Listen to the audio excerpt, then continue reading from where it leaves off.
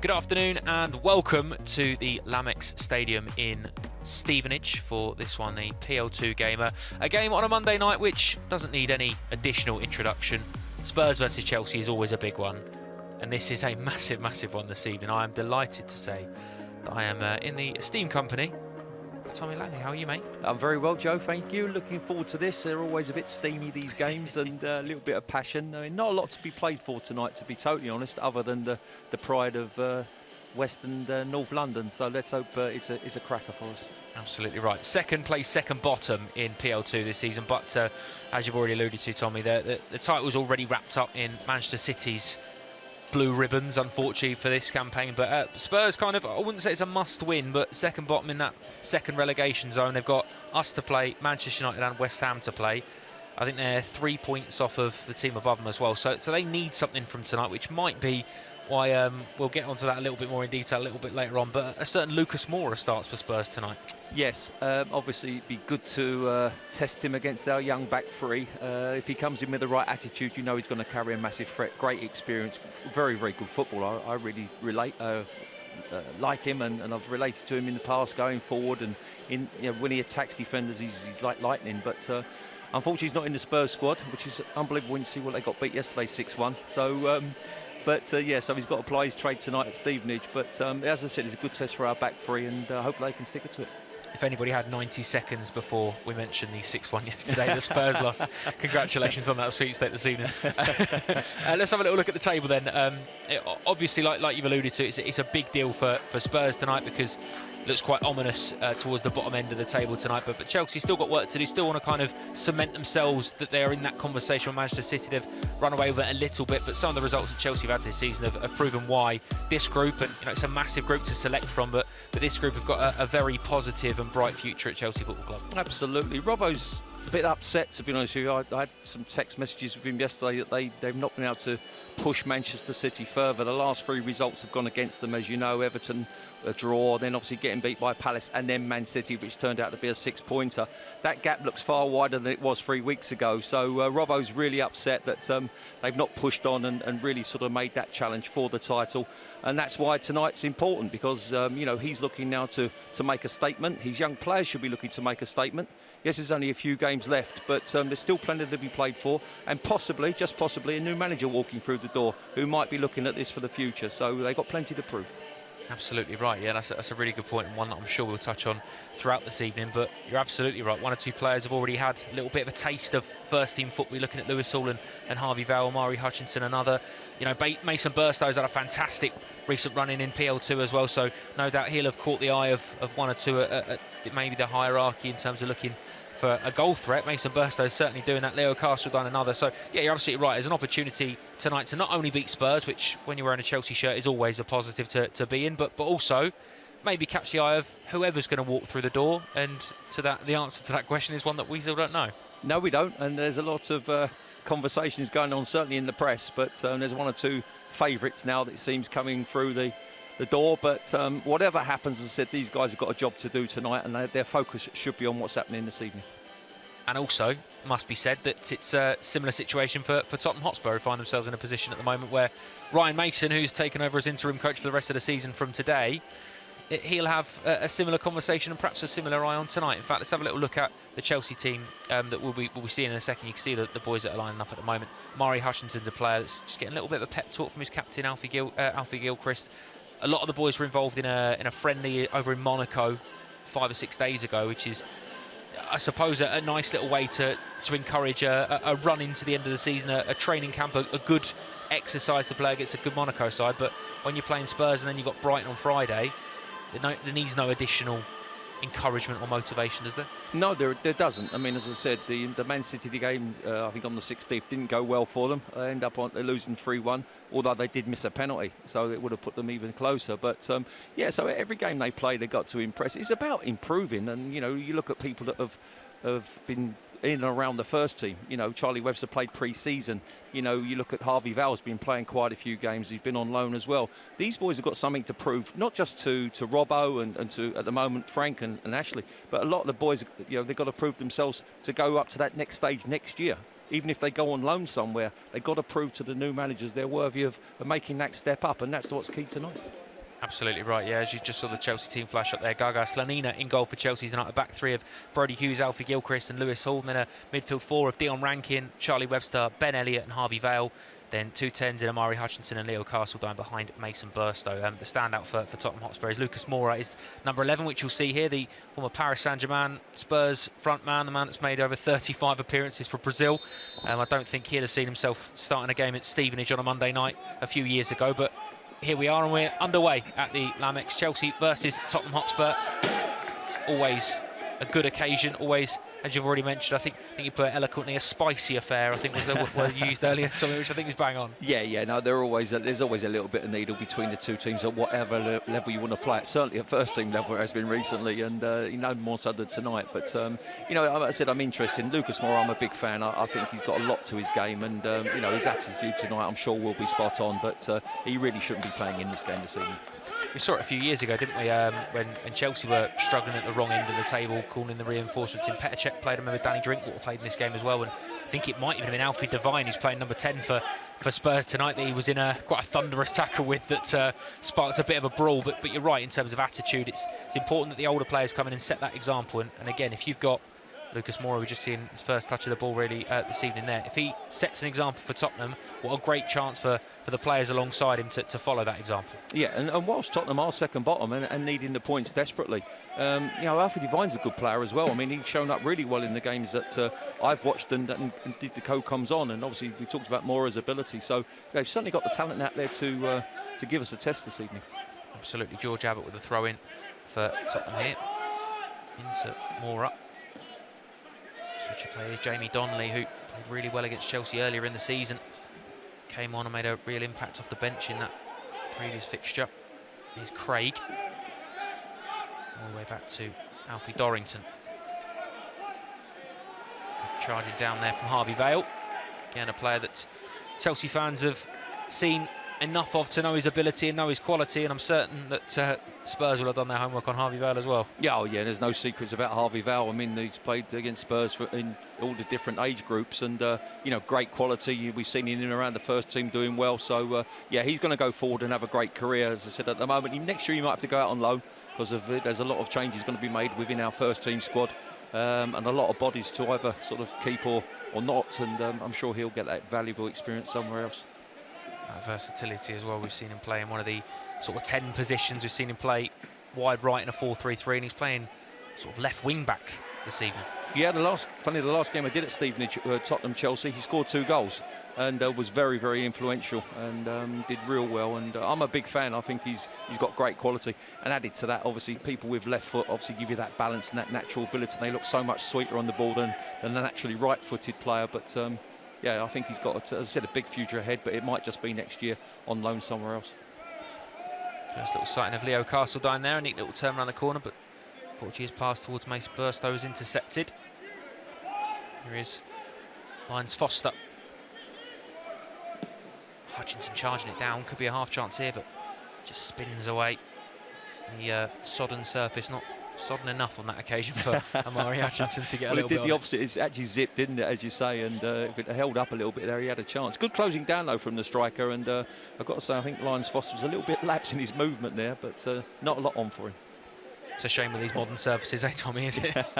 Gives you a little bit too much, does it? The old muddy days, mate. It stuck. Don't worry. Good to see Gaga Slonina in goal as well. Obviously, taking his development at Chelsea very seriously. In fact, I had the opportunity to almost sit beside him for the Liverpool game a few weeks ago up in the gantry, and he was sat beside Carlo Cudicini for the whole of the second half watching the game. So again, his tuition on and off the pitch in terms of Chelsea development and learning, you can absolutely see from game to game he's a top quality goalkeeper, and he's no doubt going to be a big player for Chelsea over the next few seasons. Yeah, and he's got good influences in Carlo, hasn't he, as well? Like if he's in and around him and listening and learning, and at this stage that's what it's about, picking the brains out of the real good pros. Here is Moura. Nice little layoff from Santiago into Moura. Now Devine. Spurs perhaps having a little bit more possession than Chelsea in the opening few minutes, but pass a little bit overcooked. Yeah, that's sloppy from Devine because he's better than that. But as you say, they're just getting their foot on the ball a little bit quicker and easier than Chelsea are at the moment. It's Brody Hughes with the throw-in though.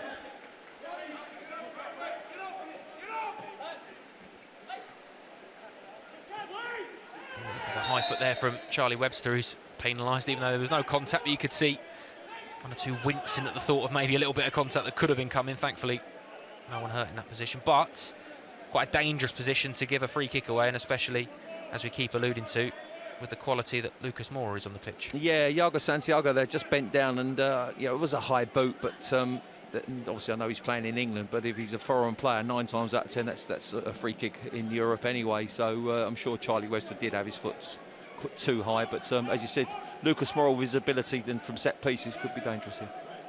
So I do respect the fact that Rene Mundle just had a little word with Lucas, as if to say, I can have this one, you know. But I don't think anybody is going to stand in the way of Lucas Moura having a shot. In fact, it's a nice little lay-off, a big deflection. And it is Lucas that makes the breakthrough. Massive deflection off the Chelsea wall. It's taken just a shade over 5 minutes, but Tottenham Hotspur have the lead. Yeah, and they've been slightly better on the ball than Chelsea, but without really creating anything. I mean, it's a bit of a sloppy free kick from Charlie Webster, their high boot, but very, very lucky with the deflection here. The wall just breaks a little bit here, as you can see, and it just all comes together, and I think it comes off to Castledine in the end and just deflects it past Slonina. He had absolutely no chance, wrong-footed, and a very fortunate goal from Lucas Moura there. Perhaps not surprising that in his third appearance in the PL2 this season, that's his third goal. Again, this is a player that's played 35 times for Brazil, so quality on the ball is something that is not up for dispute, and unfortunately it's the Brazilian that's made the breakthrough as we start this one. Rain still teeming down here though in Stevenage, so plenty of football still to play, and again, as we keep alluding to, this Chelsea team have come back from adversity in this level and this development stage numerous times already this season, even recently coming back from 2-goal deficit to win a game. And I think it was last year we were talking about it, virtually every week there was a miraculous comeback, so not quite a miraculous one needed, but a comeback certainly. Yeah, I mean, they've got to show character, but yeah, one thing's for sure, Robbo, who's a big Chelsea fan anyway, will hate getting beat by Spurs at any level, and well, that's a dangerous one. Sloppy back pass there, puts Lean in there, they're under big trouble. Here's Jamie Donnelly, who's picked it up. It's an interchange between him and Devine, back to Donnelly. Alfie Gilchrist able to make amends for that, and away goes Dion Rankin. Been absolutely fantastic for Chelsea in the PL2 this season. Dion Rankin's a lovely switch of play. Dummy from Murray Hutchinson, now Castledine. An amazing run, brilliant work from Leo Castledine. Back to Rankin. Just charged down from George Abbott. Nice little exchange there though, and again shows the threat and the direct running of Dion Rankin. Yeah, Dion Rankin superb. Great ball hit to the left-hand side. There's a bit of a dummy for Hutchinson. Castledine got on it. Great feet here. Just worked his way into a dangerous area. Unfortunately, that last touch took him away from goal. Played it out wide and cross got blocked. But a great move down the right-hand side initially. Here's Lucas Moura. Flick round the side. Brilliantly defended by Brody Hughes, though. Now Elliott and Charlie Webster. Always seems to have 3 or 4 seconds more than any other player on the ball, Charlie Webster. Now Vale. Hall with the overlapping run. He's chased all the way by Mundle, and he's going to go out for a Spurs goal kick on that occasion. Good response, though, from Chelsea in the last few minutes, Tommy. Well, that's Robbo will be looking for, won't he? I mean, it's a bit of a blow there, getting the deflected goal, and as I said, he'd be looking for a reaction from his boys, and he's getting that. I mean, he'd be pushed forward on the right, on that occasion on the left. Again, a poor touch, and it goes off for a goal kick, but as I said, bright signs.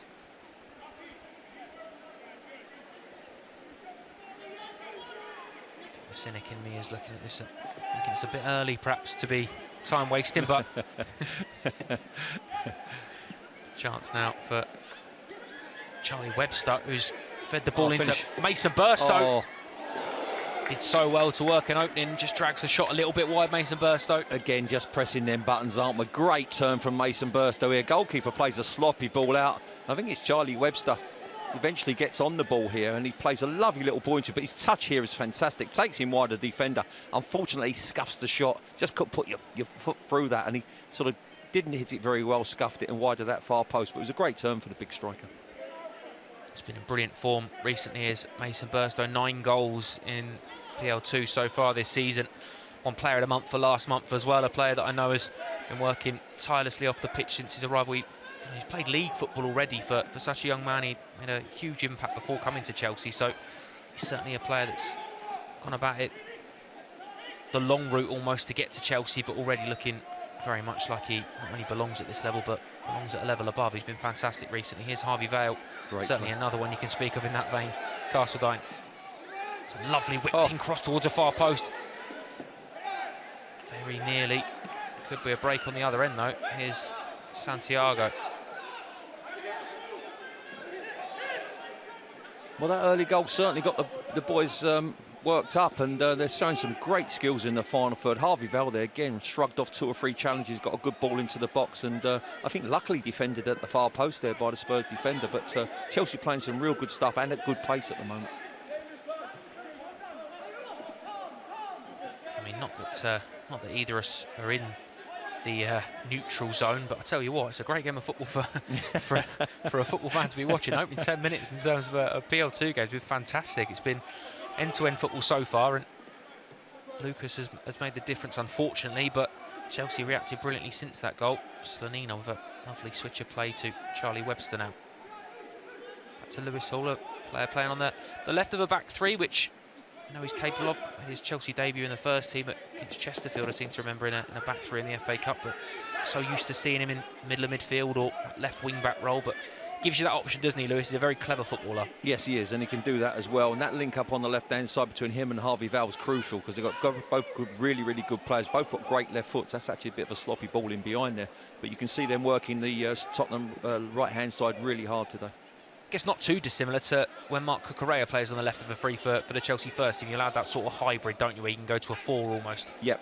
Yeah, exactly that. And as I said, he can push forward and push Harvey Vale forward as well. And as you say, play as a back 4. But there's lots of options there for Robbo should he need them down the line. Mora, great, lovely slide ball into Romain Mundle. To Donnelly. Charge down for a Spurs corner. Jamie Donnelly very much involved in everything good for Spurs so far. Yeah, again, more of the ability and the experience you just saw there. Lovely little ball thread through to Mundle, and he got on the end of it. Eventually, they get a corner out of it, but that's the sort of ability in and around the box that makes him different to the others.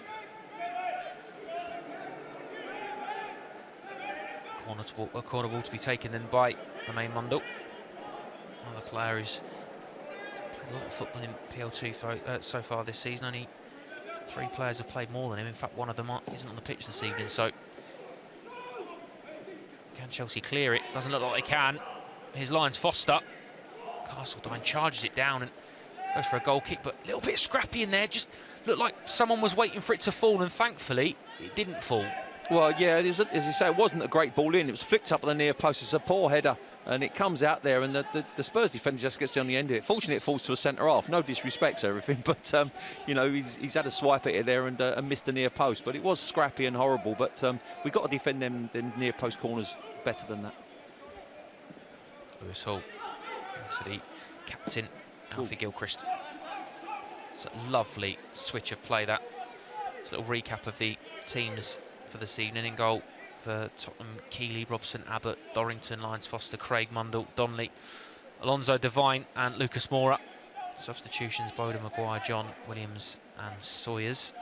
For Chelsea, you see Gaga, Slonina, Dion Rankin, Brody Hughes, Alfie Gilchrist, Lewis Hall, Charlie Webster, Amari Hutchinson, Ben Elliott, Leo Castledine, Harvey Vale and Mason Burstow. Options on the bench for Chelsea as well this evening in terms of goalkeeper Max Merrick, Zach Sturge, Jimmy Torrianen, Dylan Williams and Malik Mothersill. So good strong Chelsea squad this evening. It's the captain Alfie Gilchrist, who taken over the armband and that leadership zone in the centre of the pitch since Bashir Humphreys went out on loan, making a good impact over in Germany for Paderborn as well, which I'm sure will be pleasing for Robbo and the rest of the staff to see.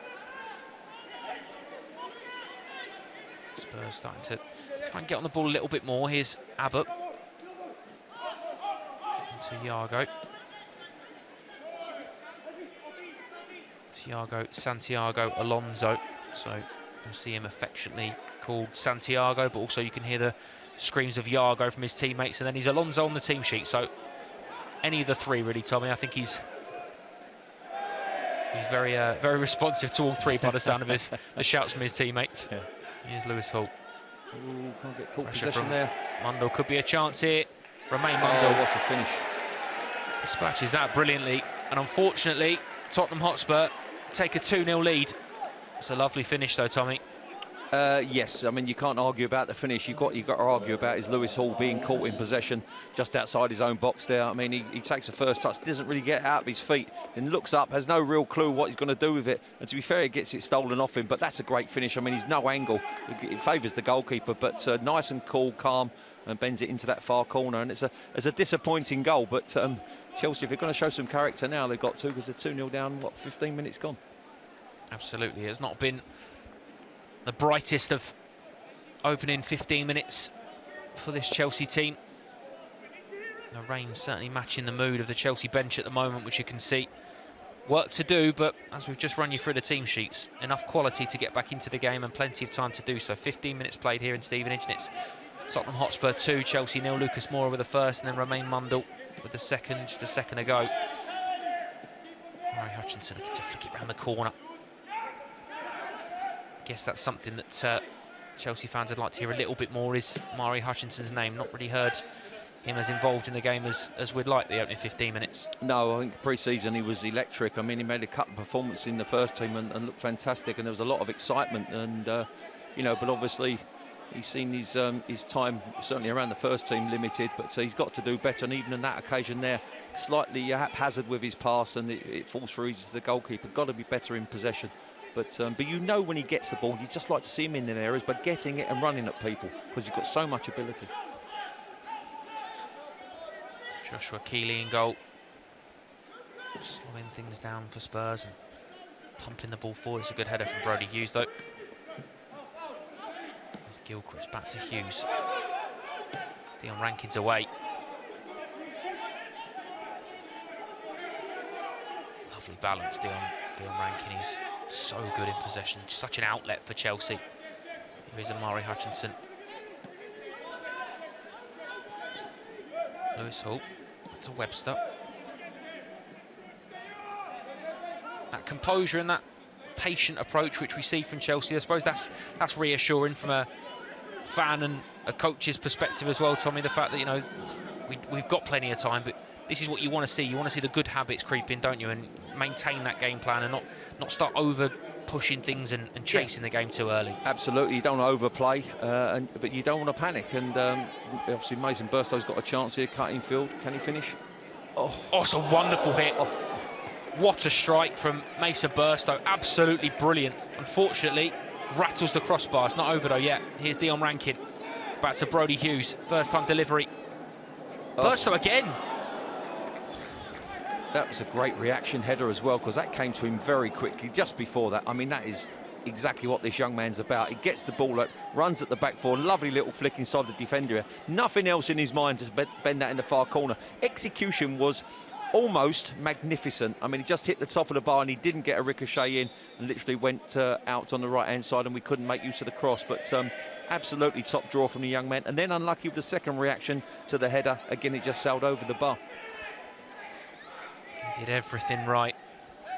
3 inches lower, Chelsea will be back within a goal, but that will be a positive that no doubt lift this Chelsea team. You can see immediately trying to get back on the front foot and make something happen. Hoofed clear by Dorrington, only as far as Gilchrist. And again, as per the first goal, Robbo will be so happy. He'd be really hurt with the manner of their second goal, but their reaction to it has been fantastic. And as I said, it should really be 2-1. Been a bit unlucky in that final third, and that move from Burstow deserved the goal on its own. Here's Moura. Looked to thread in Devine early, but Chelsea have dealt with it. Great ball. Oh. Just can't keep it in play on that occasion. It did look lovely, didn't it? I think again we'll talk about that skippy surface again. I'll put it down to that on that occasion. Yeah, it's funny. I just felt Harvey was a little bit lax on his first movement as the ball was coming across, and then it, as you say, zipped off the turf, and it beat him with a bounce. But you know, Joe, these games obviously they're a learning curve for everybody, and you know, I'm sure they'll look at that second goal and realise not to do it again. But if you look at the reaction and the talent we've got up front, we certainly can get back in this game. And as you said, it makes for a great bit of entertainment if you are a neutral. Absolutely right. Absolutely right. Here's Lewis Hall. Again, one of those players I think if you are a neutral that you'll have heard of and want to see a little bit more of tonight. Ben Elliott, he's done so well there. Ridden about 4 tackles before finally being brought to the ground. He's another player that's really impressed me in recent weeks, Tommy, is Ben Elliott. Probably doesn't get the same sort of headlines that the other players do, but he's so important to this team and he's been excellent. And in fairness to him, probably his performances recently deserve that he should be in the same conversation as the players that are being looked at potentially for, you know, a call up to the first team for the end of the campaign. Yep, I've always been a fan of Ben since he was a young boy, and all I would say is maybe that you know, Webster and people may be a little bit prettier than him, if that makes any sense, a little bit more pleasing to the eye perhaps, but he certainly is effective in the role he plays. I think he's a good athlete, got good touch on the ball and sees a pass. That's all you want from a midfield player. I know Chelsea have got so many incredibly talented players in the middle of the park as well through the age groups, even going back to, I mean, Leo Castle, a player on the ball at the moment who's made the step up to PL2 football this season faultlessly, but it's a lovely ball from Mason Burster. We'll come back to that because here's Dion Rankin, Brody Hughes overlapping if he needs him, back to Omari Hutchinson. 2 for Company, lovely step over, just scoops the ball into an area, but Dorrington can get rid more, only as far as Webster though. Back to Brody Hughes. Hutchinson. Finish. We'll look for a second as if maybe he was going to be clattered to the ground there, Leo Castledine, and maybe he's, I hate to say it, has he been a little bit too honest there? Well, I think Charlie Webster's just threaded the ball through the centre-half's legs and he's gone to Castledine, and you look at him, he comes out there. And I think the ball comes out and eventually again, Webster feeds it through his legs. And I think he definitely gets a nudge in the back from the right back Robson. As you say, maybe a little bit too honest for his own good there. More of the flip round corner looking for Abbott, but tracked all the way by Dion Rankin, and Ben Elliott can slide it back to Slonina. Elliott again.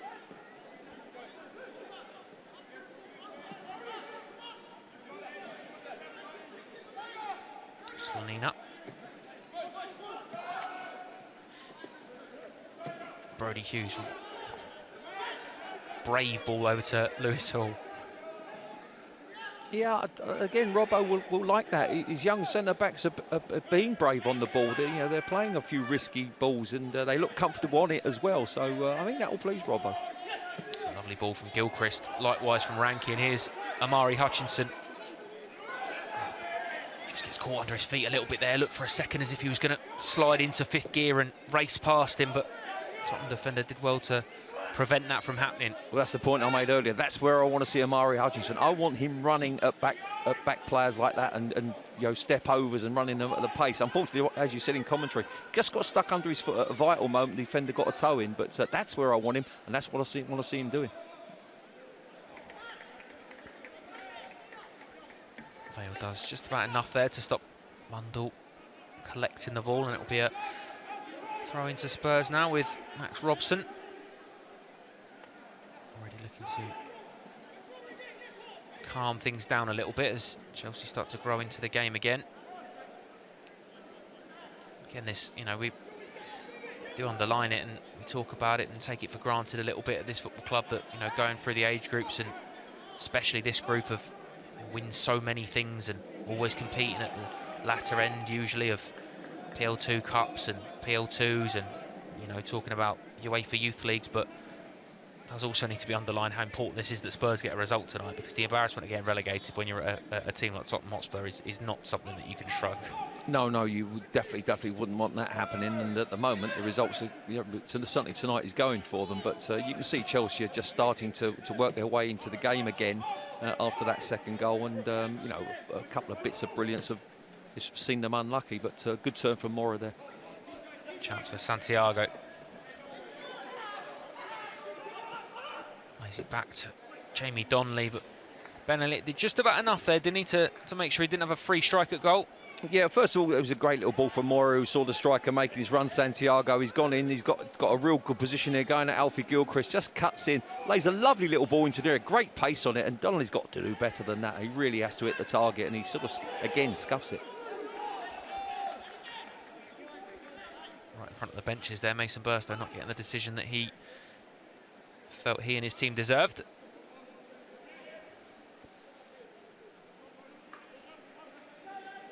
Quite a lot of players in Tottenham tracksuits in behind the dugout there. Maybe one or two are eyeing up potentially if they're going to be involved in whatever the next look of Spurs could be over the next few weeks. But right now we're talking about Chelsea because Leo Castledijn's got the ball. He races through. Dion Rankin's not too pleased with his shot selection there, Leo Castledij, but unfortunate not to find the bottom corner. Yeah, look, I really don't mind that. I think Leo Castledij, I love the positiveness of this run and I love the finish. I mean, obviously, he tests the goalkeeper. Looks like it's going to go wide of the far post. I can understand Dion Rankin's frustration. He's made a good run on his outside, but I'm never going to criticise someone for making a run and having a strike at the end of it. Absolutely. I think you can see straight away as well, Dion Rankin giving him a sort of an encouraging round of applause to say that positive mental attitude. And now Spurs are on the front foot again. Here is Santiago, one-on-one with Brody Hughes. To the feet of Mundle. Now Mora. Robson with a strike, but well defended. Now Chelsea could potentially break away with Mason Burst, though. He's got to check back, though. No options forthcoming for him. What would be the message then from Robinson? You obviously know him well, Tommy. What would he be feeling? What would he be saying to his team at the moment? Much of the same. I mean, as I said, the two goals have been sloppy, been unlucky. The second one was sloppy. The first one was unlucky. You just can't do that. And Mora got fortunate with the strike that deflected into the goal. But since then, we've been far the better side and created more chances. And a little bit of luck, you could be back in this game. And just keep doing what you're doing. Keep good habits. You know, in that final third, make defenders make mistakes. And then show a little bit of brilliance yourself. And as I said, in Amari Hutchinson, he can do that. Burstow, Castledijn, we've seen his influence in the game in this opening 28 minutes. So, I still think we can get into it and get something out of it. As you've already mentioned, a massive Chelsea fan. So he will be feeling this as much as every fan watching tonight, and probably a little bit more as well if Chelsea can't find something from this game. You know, we always talk about these games, and obviously there are a lot of needle and a lot of history. But Robbo would be very happy with the performances of a lot of his team, and that's what really matters to him. Yes, we want to win football matches, but you want to see progress from your players, and you want to see them progress, and he wants them in the first team and in and around the first team. He'll be a proud man when that happens. And so, yeah, he'll be in many ways happy with their reaction and a lot of the performances. Absolutely right. Here's Ben Elliott. Now Gilchrist. And the Chelsea armband on, slides the ball into Mason Burstow's path. He's got a foot race with Alfie Dorrington, and it's the centre half that comes out on top on this occasion. Yeah, just because the ball was slightly overhit and it favoured Dorrington, and it didn't give Burstow a chance to get onto it. But shame, because you'd fancy him one-on-one. Now look like a nasty little twist there. It looks like he might have hurt his knee here, the young striker. I think is it Santiago? I'm not quite sure who it is down at the moment. He just got caught in the turf, didn't he, by the look of it? It's Alfie Devine. Alfie Devine, yeah. Yeah. Looked like it just got caught in the turf as he was trying to race away after it, didn't it? So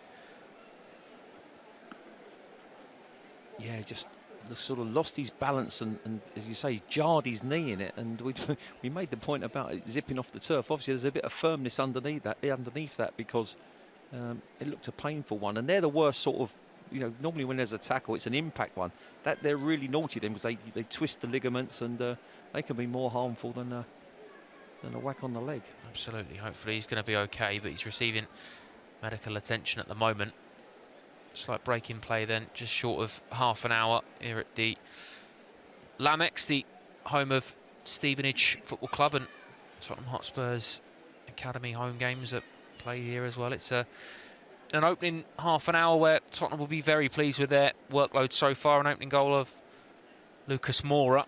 Took a deflection off the wall after a neat little routine between him and Romain Mundle over a free kick, and then it was Mundle himself that got in on the action, nipping the ball off of Lewis Hall and slamming it into the roof of the net. But plenty to take encouragement from a Chelsea perspective as well. Still plenty of time in the game, and obviously, unfortunately, the league title is already decided and already in Manchester City's hands, but certainly a position where Chelsea want to retain their status as being one of the best two in the country, and in that conversation with Manchester City, and hopefully you get a result today and you kind of cement that beyond Crystal Palace's reach. Well, that's the other thing. Obviously, yes, we can't catch Manchester City, but Crystal Palace are only a point behind us, and you need to make sure you stay in that second position and at least finish runners-up.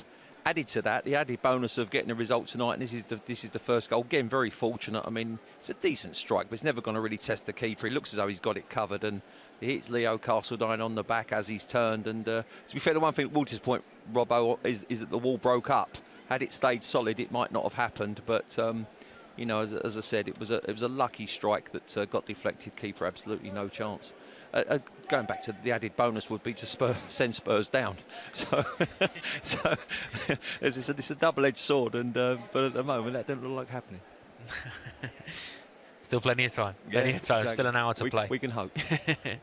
Here's the second goal as well. Romain Mundle getting a really tidy finish. It's a really well-worked goal. It's a really good goal from Spurs, unfortunately. But looks like we're back underway. It looks like for a second that Alfred Devine will be okay as well, which will be a relief. You don't want to see a player go off injured this early into the game, and certainly a player of his quality who's got a very bright future in the game. Charlie Webster. Switch of play looking for Dion Rankin. Brody Hughes looking for the overlap, the underlap I should say. Oh, great ball. Wow. Just evaded everyone, didn't it? But it's not finished yet. Here's Harvey Vale. Looked for a second like it was going out for a corner, but he's kept it in play. And Webster again, trademark, whipped in low delivery. So unfortunate that, but what a crossing and what an opening for Chelsea there, Tommy. Oh, it was a fantastic ball in. I mean, it's a great underlap, as you said, from Brody Hughes. Made a great run forward, and the ball across was magnificent. It just takes a striker to be nice and brave and aware there and get in and that near post. And it's a simple tap in. The ball was that good. Brody Hughes involved again here. Here's Dion Rankin. Now Webster. Back to Rankin. A little bit of space on this right-hand side. It's a deep cross, but it's evaded everyone. And Is it offside? it looked like it might have gone out, but I think Harvey Vale's happy to play on, and the officials haven't flagged, so Chelsea will do. Much to the bemusement of the Spurs goalkeeper. Oh, back to Vale. Lovely shift of weight. It's a lovely ball in as well. Oh, my word.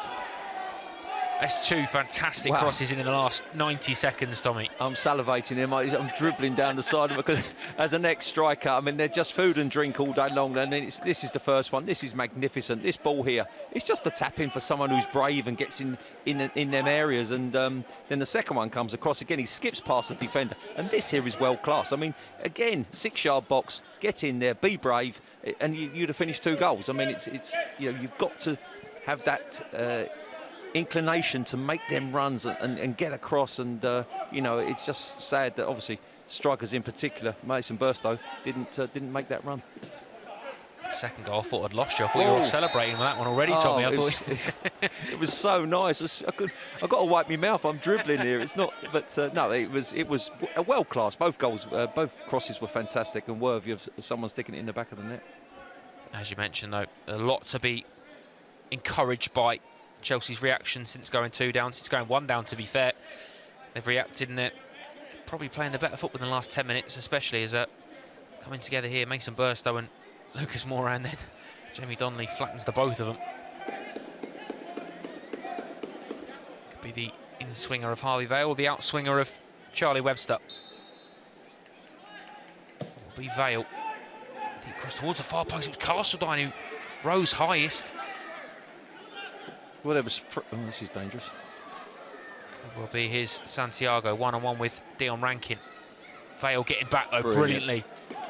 Great attitude, great defending. I mean, we've chased a lost clause there. Dion Rankin's done well because he actually held him up in the first place, but good defending to get back from Harvey Vale there. But just before that, as you say, Castledine had the head. I think Mason Burstow probably had the better chance to just behind him. But again, he pulled rank a little bit, got in front of him, and unfortunately the header didn't have any power on it. But again, an opportunity at the far post. Chelsea starting to work it again though, and Charlie Webster heavily involved. A long searching ball, which might cause 1 or 2 problems here for Spurs. It didn't quite fall into the box of Keeley, and he had to deal with it in the end. Here's Webster again, prodded ball into the space of Burstow. Burstow with the overlapping run, he gets it again. flashes it across the face of goal, unable to find anyone on that occasion. But it's going to be a throw-in right in that far corner for Spurs to try and play out of. Yeah, I think Chelsea got to squeeze in here because it's in a real good area for them to maybe nick the ball back. Chelsea substitutes there in Malik Movasu and Jimmy Turianen. Perhaps strategically standing there just to prevent a run-up throw-in, but Mundle's found his way out, and now there could be a 2-on-2. Thankfully, Dion Rankin gets back, as does Lewis Hall on the far side. And Mundle's got it again, though. Yeah, that's far too easy. You can't let them out there. We had a throw on in the corner. You've got to get bodies across there and stop them coming out. It was just one throw and 2 touches, and they're in our final third. That can't happen. Here's Craig back into Mora. Threaded ball into Santiago. Does so well to keep hold of it there. Yeah, Mora's fizzed it in at him. A good first touch, and he's held play up really well. Divine. 10 minutes to play until half-time here at the Lamex, and it's Spurs 2-0 to the good so far. Coming together between Vale and Robson goes the way of the Spurs defender. Yeah, I'm not sure Harvey Vale's done much here, bar be strong, and I think Foster's gone down under the challenge, but you look at here, I mean, they're both going for the ball, and I think Harvey Vale's just that little bit stronger than him. I think the only reason that Vale actually even falls is only because I think Robson kind of swipes him out, doesn't he? As he falls, he just kind of momentum takes him on top of him. But it'll be a free kick in a dangerous position now for Jamie Donnelly to stand over. Player that's playing a little bit deeper than he has done in the past for Spurs. I've seen him play as a 10, and even in the 18s, he's got a fantastic scoring record in the younger age groups as it's more of a number 9. But you can see his technical ability, and now the left foot of Donnelly will stand over this free kick. Dangerous one for Chelsea to deal with. Oh, he's gone for that as well, I think, hasn't he? Yeah, he has, yeah. He's gone for the far stick there, and a bit like Burstow's shot earlier, which went for the far stick, was a bit better quality than that. But yeah, he certainly went for it. Thankfully for Chelsea, it was the roof of the net rather than the underside that was rippling on that occasion. And Chelsea able to play out again. Spurs would gain possession, which they're not going to rush.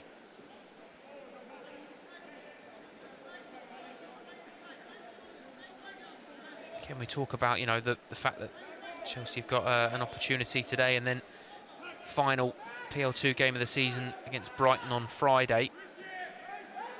I suppose it's one of those where, although there isn't anything left to logistically play for you, pride says anything else, but you want to finish the season strong as well, don't you? You want to, you know, ensure that, like you said, whoever the new manager will be coming in, we'll see that the development side's doing well, and not only doing well, but individuals are playing well. Yeah. And I suppose that's the biggest carrot that you can have, as Alfie Gilchrist thankfully gets an important touch on that, because it looked like maybe Robson would have a tap in there. I suppose that's the biggest encouragement, or the biggest sort of words of motivation you can have, is you never know who's watching. Well, exactly that, and for me, you know, you want to end the season on a high as a group and individually, because you want to come into next season full of confidence, full of, you know, you want of energy, and you want to go forward and prove to the new guys or whoever's here next year that you're capable of being in and around the first team. And these boys obviously are good at their level, but that step up is crucial for them, and that experience, and they need to start pre-season on a positive vein. Was up rather than out. It's going to bounce for Dorrington. Oh, really good save. Danger not over yet. Referee gets in the way of. Good defending by the ref. Yeah. just stuck his body in the way of George Abbott to prevent him getting a strike on goal. You can see Abbott. He was lining this up as the ball comes out. He gets a real good ball in. I mean, the Chelsea player flicks it on. It's Castledine on the back. There's a bit of a scramble there. It comes out to him. You can see he's looking to it. Oh no, the referee's in the way. Oh, good boy. Thankfully, it's gone out for a Spurs corner and nothing more, which Romain Munda will take on this far side. Important stop in there from Gaga Sonina as well. Good reaction down with his feet to keep Chelsea at bay before Burstow could swipe it clear, but danger not fully over. It's a flick on the near post from Lyons Foster. Yeah, well, the last corner was a near post ball. Was actually flicked on by a Chelsea player. This one, you said Lyons Foster got in. Good flick to the far stick. Fortunately for Chelsea, just overhit past that far post. Here's Harvey Vale. To the feet of Leo Carsadine. He holds off Matthew Craig and makes the foul. Does great in them positions. I mean, it's a really hard ball to control. You've got the defender up your backside, and it's really tough to get it, get your first touch right. But he backed into the defender really well there, Leo Carsadine. He's got a bit of the Mason Mounts about him, where he seems to always want to take it on the half turn, which I find fascinating and absolutely love about him. Is he always wants to play forward, and you could see there that Craig, quite cleverly, I suppose, thought, I can't allow him to do that. No, it's a cynical foul, but at the end of the day, it's a good foul if you're a Tottenham player, because he stopped Leo Carsadine running at the back four. We've seen already a couple of occasions where, obviously, maybe there was a debate whether he should have passed or not, but he had a couple of shots from the edge of the box, making them similar sort of runs and turns. Dion Rankin.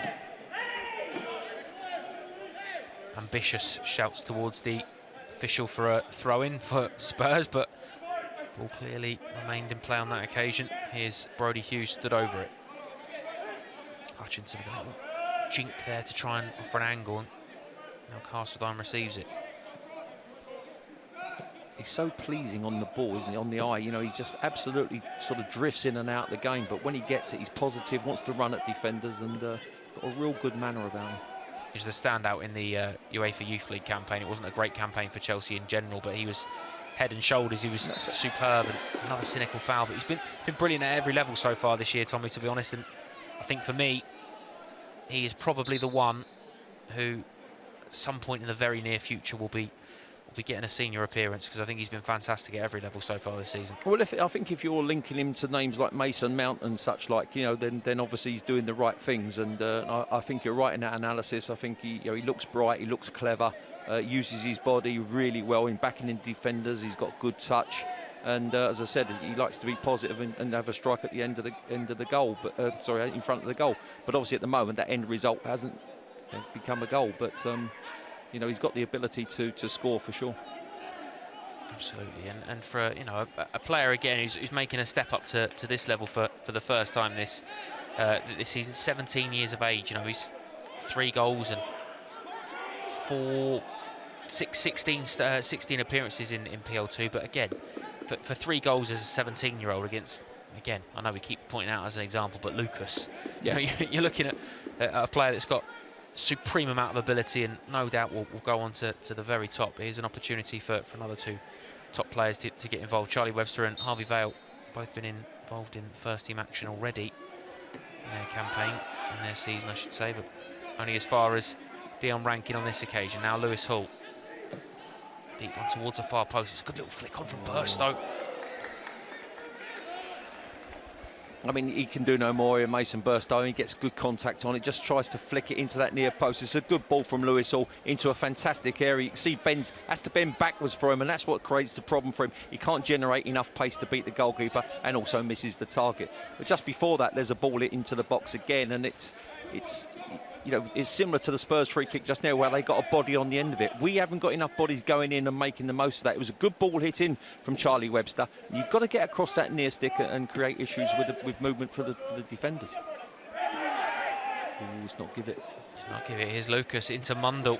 Just fell short behind him, and Lewis Hall can race away with it. Try and get something cooking on the other end for Chelsea. Here's Carsadine. Skips away from the tackle of Robson. Switch of plays. Lovely ball to Dion Rankin.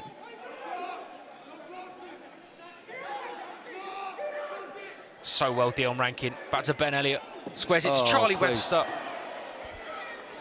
Good play from Chelsea, though. Really good build-up. And unfortunately, Charlie Webster can't hit the target from the edge of the box, but really promising.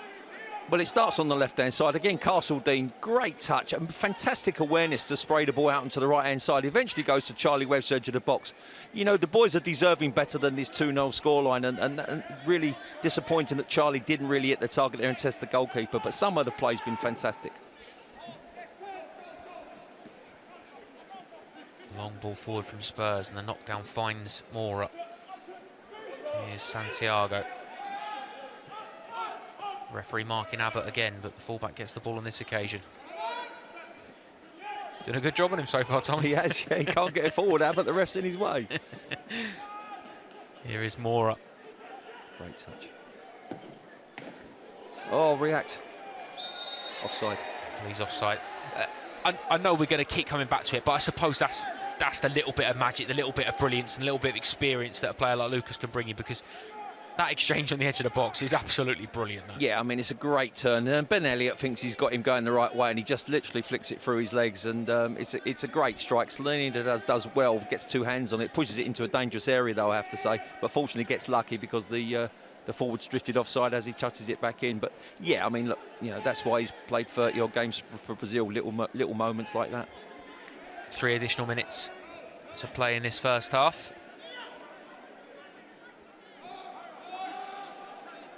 Throwing short to Lewis Hall. Now Brody Hughes starting to build something for Chelsea as the clock ticks towards half-time. Dion Rankin, Ben Elliott, back to Lewis Hall. Now Harvey Vale.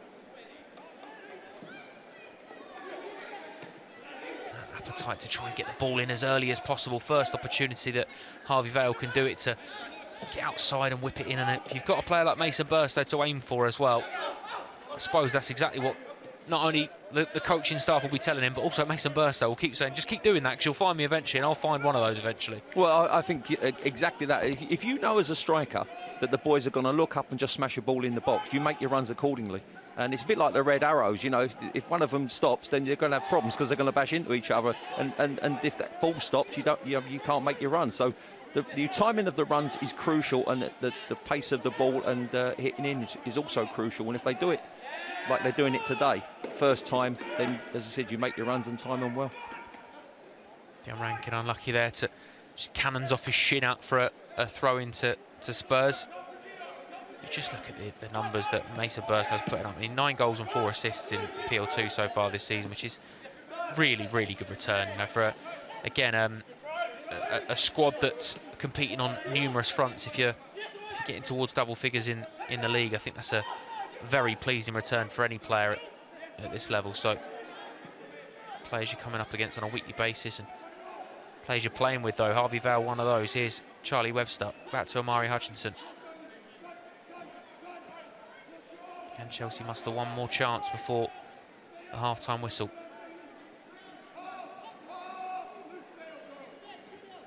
Lewis Hall. Patient approach just to make sure that when that final chance does come, no need to force it just yet.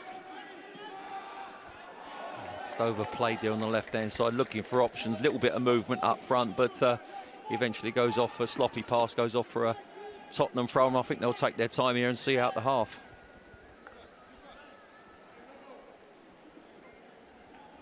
I think Max Robson may have heard you, because his throwing is not going to be forthcoming too quickly before the referee can put the whistle to his lips. Ooh. Oh, that's a clever one now. I've not seen that. That's a good idea, that. The old juggler. Yeah. A few more seconds. That was accidental. Remember Ryan Bertrand doing that in a Premier League game a few years ago, where he couldn't quite catch the ball and it bounced back off his knee into the first row of the stands. It's clever, that. Half-time here at the Lamex, unfortunately. It's not going Chelsea's way so far. 2-0 to the home team, and it started with that man in shot there, Lucas Moura. A deflected free kick after a neat little routine between him and Romain Mundle before the latter got involved himself, nicked the ball off of Lewis Hall on the edge of the Chelsea box and then fired it into the roof of the net. So 2-0 to Spurs so far, and a little bit of work for Chelsea to do in the second half, but a good performance from Chelsea so far. I thought it would have been excellent. The 2 goals aside, I think they've played some very good football, been unlucky in the final third, couple of great strikes, a great strike that hit the bar from Mason Burstow, and they've looked nice and bright. Unfortunately, the 2 goals hasn't reflected the half for me. Got lucky with the first deflection, we took it past Slonina, no chance, and a little bit of a mistake from Lewis Hall, got dispossessed in a dangerous area. A great finish from the young striker Mundle, but really shouldn't have lost in that position. Let's have a little look at the first half highlights then, if you are just joining us this evening. The first goal, this is the free kick, Mundle with the little touch away, and it's a fortunate one for Lucas Moura. Yeah, it was. I mean, as I said, the ball set up and then they break, and it's Castledine, I think, you know, in the body as they're coming out, but they don't come out in a flat line. They come out as one, and it sort of it caught him on the chest and went in. Moura been heavily involved, dispossessed in that occasion. And first little sight for Mason Burstow. Yeah, it was a great turn. I mean, Charlie Webster threads the ball for him, and his little turn on the defender was superb, and unfortunately scuffed his shot.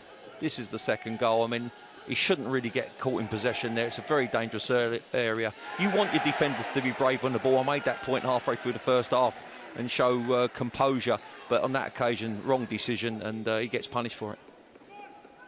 Very, very good finish, has to be said, from Romain Mondel as well, from quite a narrow angle to rip that into the top corner. But Chelsea reacted well, and Harvey Vale has been involved in everything good, but talk about the man that's probably going to steal the headline so far from a Chelsea perspective. It's Mason Burstow, who's come fractions away from opening his account for the evening. Well, we sure saw the first shot that he scuffed into the far post, but he didn't scuff that one. That was magnificent. It was a great turn inside the defender, great power and accuracy with the shot. Didn't get his reward, just hit the top of the bar and came out, and you can see the reaction there. Ball gets finally hit in the back into the far post, and unfortunately can't steer his header onto target. This is world class. I mean, that's a great finish, and you could see his mind was made up very early on in that move. Saw him score a goal from miles out against Oxford in the Papa John's Trophy a little bit earlier on. That would have been a real contender for his own goal of the season, never mind goal of the evening as well. But Chelsea have started to pick apart and create things, and Spurs are still very much a threat, but it looks like Spurs are a threat from perhaps Chelsea not quite getting a foothold of the ball, on the ball defensively, rather than creating too many from Chelsea. Yeah, that's a near post set piece, which they've worked, and they worked the second one as well from here very well. But you know, it was a Chelsea flick on that put us in trouble. Here's Dion Rankin, who's been a real thorn in the side of George Abbott, a fullback. He's done very well though, the fullback, to create something of an action, and Charlie Webster with the final chance of the half, just shooting over there. Yeah, Charlie will be disappointed. He's better than that. I think he's got to hit the target. Maybe tries to get too much on it. There's a few bodies in front of him, but tries to get too much on it. Unfortunately, he steers it wide of the post. Absolutely. Unfortunately, Chelsea yet to find their shooting boots for the evening. They are 2-0 down here at the Lamex in Stevenage to Tottenham Hotspur. Big 45 minutes of PL2 football still to come your way this evening, but nice to have a little catch up on how the other Chelsea teams have been doing this weekend, especially in the Women's Champions League. A massive game on Saturday at Stamford Bridge. Here are the highlights of Chelsea versus Barcelona.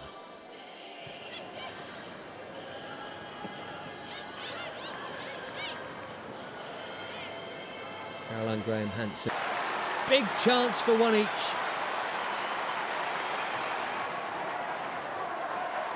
Perisset with the right, and Wrighton with the left. It's Perisset. Up in the air from Leupolz.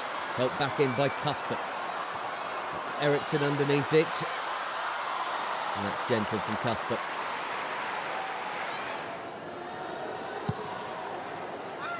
A free header back stick. Marta Torrejon that close. Huge moment this, with only less than 10 minutes to play. It's off the upright now and again, could have gone anywhere. Shuala, 30 seconds left in normal time.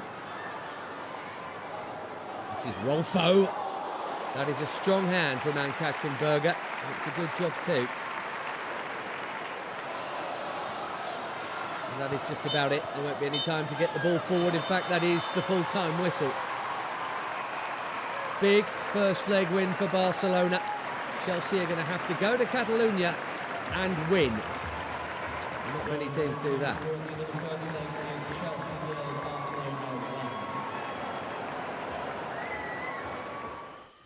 Ben Andrews on commentary there. Pretty much nailed it, Tommy. Not many teams go there and win. 25 wins from 25 league games for Barcelona this season. I think they've scored over 100 goals as well. They are absolutely sublime when it comes to playing them in Barcelona as well. They're a phenomenal team, and as a Chelsea fan, and I know that Emma Hayes kind of echoed this at full time, still being in the tie, still being very much in that conversation, and having to go there and get something, I suppose it's quite a good result, because this is a Barcelona team that blow teams away.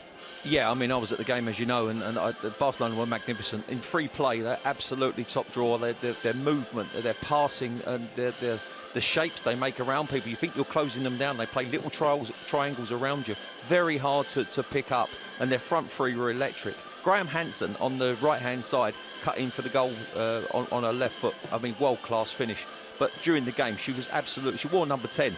And there's a definite resemblance to a certain Lionel Messi, because she just bossed the game, and every time she got it, there was a gasp, because you felt she was going to do something. in saying that, I think Emma Hayes will be so proud of what her ladies did. I mean, they worked tirelessly.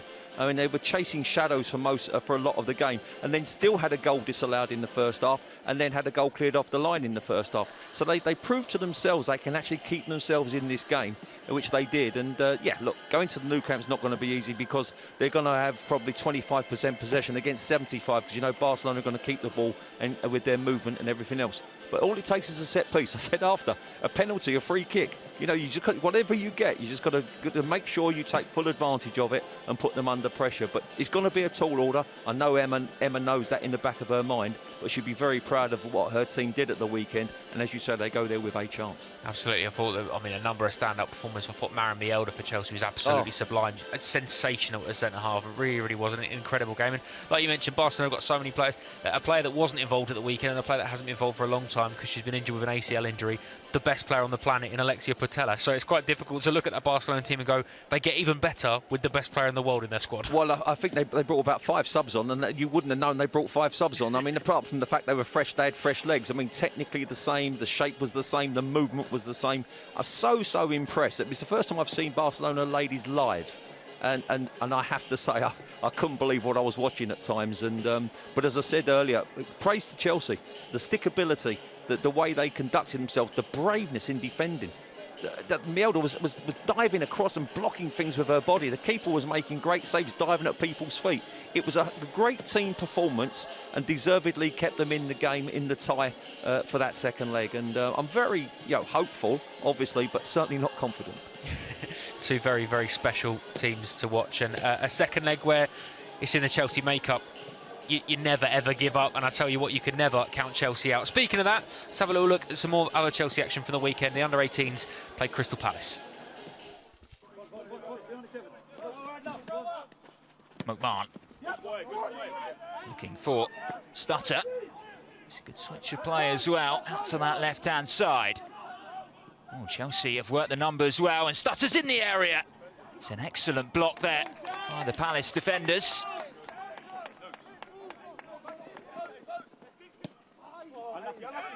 Coming straight back to Crystal Palace. And now Mustafa can bring Ume Chibueze into play, and he can cut in on that left foot. We know all about what he can do. Williams. Nascimento up there with him. It's a dangerous ball into that far post once more. Only inches away. Another dangerous delivery by Palace. Up, not quite away by Chelsea. Palace will keep up the pressure with Cardines. Straight at Merrick in the end. Swirling delivery from the corner. Chelsea doing just enough to stand firm. And here come the Blues. Plenty of players flooding forward on this counter-attack. Dancing feet inside the area as well. Tariq George is foiled. Deep they go this time, and headed back across goal. Still not away by Palace. And then finally lashed over the crossbar by Boniface.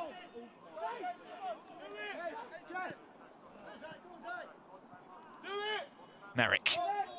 Chelsea intent on playing from the back, but Palace are pressing really high up the pitch, and they may fashion an opportunity and punish Chelsea as well.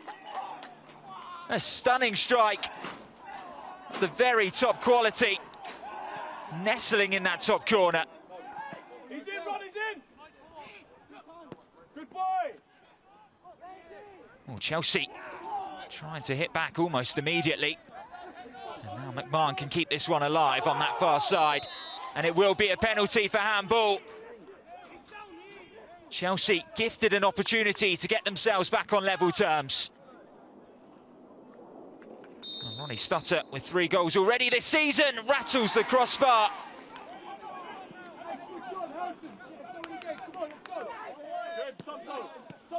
It's a nice first touch by Tariq George. Bringing his teammates into play with Silcott Dewberry. He wasn't too far away. Still got Dubry to deliver. Flicked on. Again, it's McNeely looking threatening inside the area. Dyer. Now George, who's going to go for it. Oh, what a goal that is! Tyreek George gets Chelsea back on level terms. And what a way to do so. Palace haven't panicked since Chelsea have drawn level. They've been very patient in their build-up play. And here they come again, twisting, turning, and Merrick standing tall. Dyer. Still got Dubry again. Good play by the wide man. And McNeely, surely.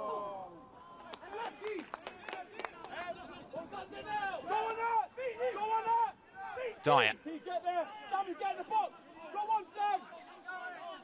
Chelsea coming forward in their numbers once more. It's a good stop in the end by Izquierdo.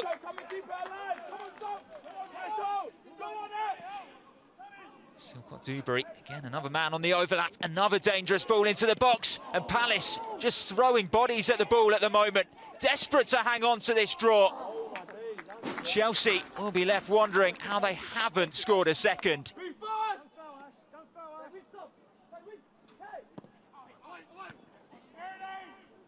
Well, that is all we've got time for at Cobham. And it finishes Chelsea 1, Crystal Palace 1. Welcome back to the Lamex, the second half. Just moments away here. Chelsea versus Spurs in the PL2.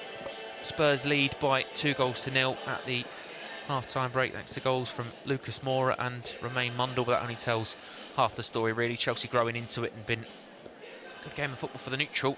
Mason Burstow, you can see in the picture there, wearing the number 9. He rattled the crossbar from distance, had a couple of little sighters as well. And I suppose, Tommy Langley, what will be the message from the management as Chelsea reappear onto the pitch?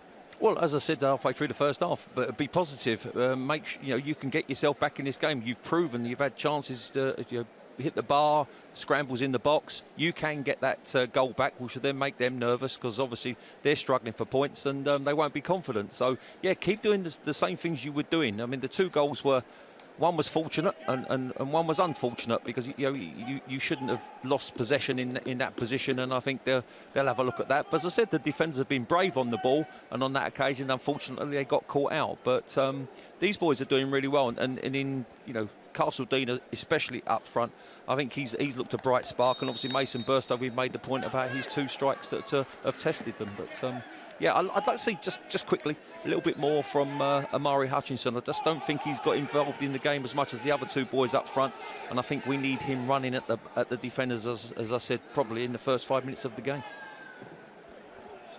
Just a little run for the Chelsea 11 that's re-emerged for the second half. It's Gaga Slonina in goal. Back 3 of Brody Hughes, Alfie Gilchrist, who's the captain tonight, and Lewis Hall. Dion Rankin wide right, Charlie Webster and Ben Elliott in the middle, and Harvey Vale on the left-hand side. And then 2 10s in Amari Hutchinson and Leo Castledine behind number 9, Mason Burstow for Spurs. No changes either at half-time, so it's Keeley in goal, Robson, Dorrington, Lyons, Foster and Abbott as a back 4. Craig and Donnelly in the middle of the park with Mundle, Devine, Moura and Iago Santiago, the number 9, playing up front this evening. An opportunity, of course, for plenty of Chelsea players to make their mark and introduce themselves to whoever could potentially be on the cusp of taking the Chelsea dugout control for next season. It's a lovely idea from Charlie Webster. Yeah. It's one of them, he couldn't. Dion Rankin couldn't change his feet quick enough. He was just literally half a yard behind him, but it zipped off the turf. A great vision from Charlie Webster, and just literally a yard out of his path. But shame. Big 45 minutes for Spurs, who coming into this game were second bottom and relegation threatened in PL2. Got 3 games, including this one, remaining of the season, and find themselves needing something from them. Be very happy in the Spurs dressing room, the fact that looks like at the moment they're on course to get something from this game, but 45 minutes against this Chelsea team is a long time to hang on. So if you're a Chelsea fan, plenty to be optimistic about, and showing in that first half, especially after the 2 goals. will show you there's a lot in this game still to come as Leo Castledine chases it all the way down. What will be the who's the standout player then for you that Chelsea need to ensure heavy involvement in this second half, Tommy? Well, as I made the point, I think this young man in picture here, I think he's really impressed me, Castledine. I think his vision, his touch on the ball, his positiveness in the final third. He loves to run at defenders and have a strike. So he's important we get him on the ball because he backs into defenders, makes it very hard. And obviously, maybe free kicks can get us back, a set piece can get us back in the game. And added to that, Mason Burstow. You know, I'd like to see him make better runs in the box because outside the box he's looked lethal. But as I said, he's had a couple of crosses where, for me, a natural striker would have got across the near post and maybe tapped them in. But he's yet to show me that. But again, I've been impressed with his movement outside the box. Tenacious play there from Amari Hutchinson. He's been rewarded actually because it's fallen to a teammate in Ben Elliott. Here is Burstow. Space on this left-hand side for Harvey Vale. First time teasing cross into a dangerous area. Might fall for Charlie Webster here. Looking to shift it and work an angle. Instead elects to be a little bit more patient, and now is Hutchinson to Rankin. Now Brody Hughes. Back to Hutchinson. Now Lewis Hall with a little bit of space. Perhaps a sight and a goal as well if he wants it. Instead he turns, threads the ball wide to Harvey Vale. First pass nearly intercepted, but Elliott's going to keep it in play. Back to Harvey Vale. Squares it. Oh. Castledine. Really good, patient Chelsea build-up. Worked an angle very nearly. Leo Castledine unable to turn it in, but brilliant, brilliant Chelsea play. Great play. Harvey Vale threads a great little ball here, and Elliott gets a good turn, feeds it back into him. And this chance here, Castledine just can't get his foot around, wrap his foot, but it was incisive, it was pace. Great runs from people, and he showed the willingness to get back in this game, and I'm sure with moves like that they will. Early sight and a goal in this second half. A lively opening 4 minutes from Chelsea since the break. 2 down, but a lot to come here. Lovely ball in from Hutchinson, but it's headed away at the near stick from Lyons Foster. Centre half does well to carry it forward there as well after winning the header moments ago. Ooh. Yeah, I think Amari Hutchinson just caught him here as he's gone through the ball. Definite free kick for me. Yeah. In a big game on Friday night for Chelsea in the PL2. The final game of the season against Brighton and Hove Albion. Another team who've got a wonderful pedigree of developing footballers, and I mean their first team is full of players under the age of 23 that are doing some pretty special things as well, Tommy. Yeah, as a club they'd be smarting after yesterday. I mean, they were very unlucky not to go through to the FA Cup final, obviously getting beat on penalties, but I thought over the 90 minutes they were probably the better side. So yeah, they'll be a little bit upset, but different game with the PL2 on Friday night. Here's Lucas Moura ranking with the tackle, but it's fallen still for Moura. Now Donnelly with a little bit of space. Driving into the Chelsea box. He nudges it wide to Mundle, who's already got a goal this evening. Deep, deep cross, but seen all the way out. Rankin knew it had already gone, so Chelsea goal kick. I'd imagine probably an hour in, Lucas Moura will hang his boots up and on a job well done on the night. But you know, again, there he gets the ball on the halfway line, shows great desire, and I've liked his attitude tonight. And he's shown what a good pro he is. Absolutely, and you know, let's be brutally honest. He could quite easily have had the hump at being involved today after his team gets beat 6-1 away from home, sacked an interim manager tonight. You could quite easily think I'm a little bit better than this at the moment. Yeah. Like we said, you know, I've played for Brazil, but I'll come back to that because he's Jamie Donnelly into Romain Mundle. Yeah, why am I bothering type thing, and you know, but he's as I said, he's proved he's a better man than that, and he's not sulked. He's gone out there and done a job for his teammates, which is great to see from a Spurs perspective, not ours, obviously. I was going to say I wish he had sulked, Tommy. I'll be honest. I'm sulking. Burstow keeps it in play, looking for Castledine over the top, but Dorrington's going to get there first. Castledine's not going to give it up though, all the way back to the goalkeeper. Yeah, I think he looked round there and was going to close the keeper down, but he had no support from anybody else. So I'll save my legs a little bit and now start closing them down. Lyons Foster loops it forward towards Mundle. Good first touch from the Spurs number 7. Now Charlie Webster's got the ball on halfway for Chelsea though.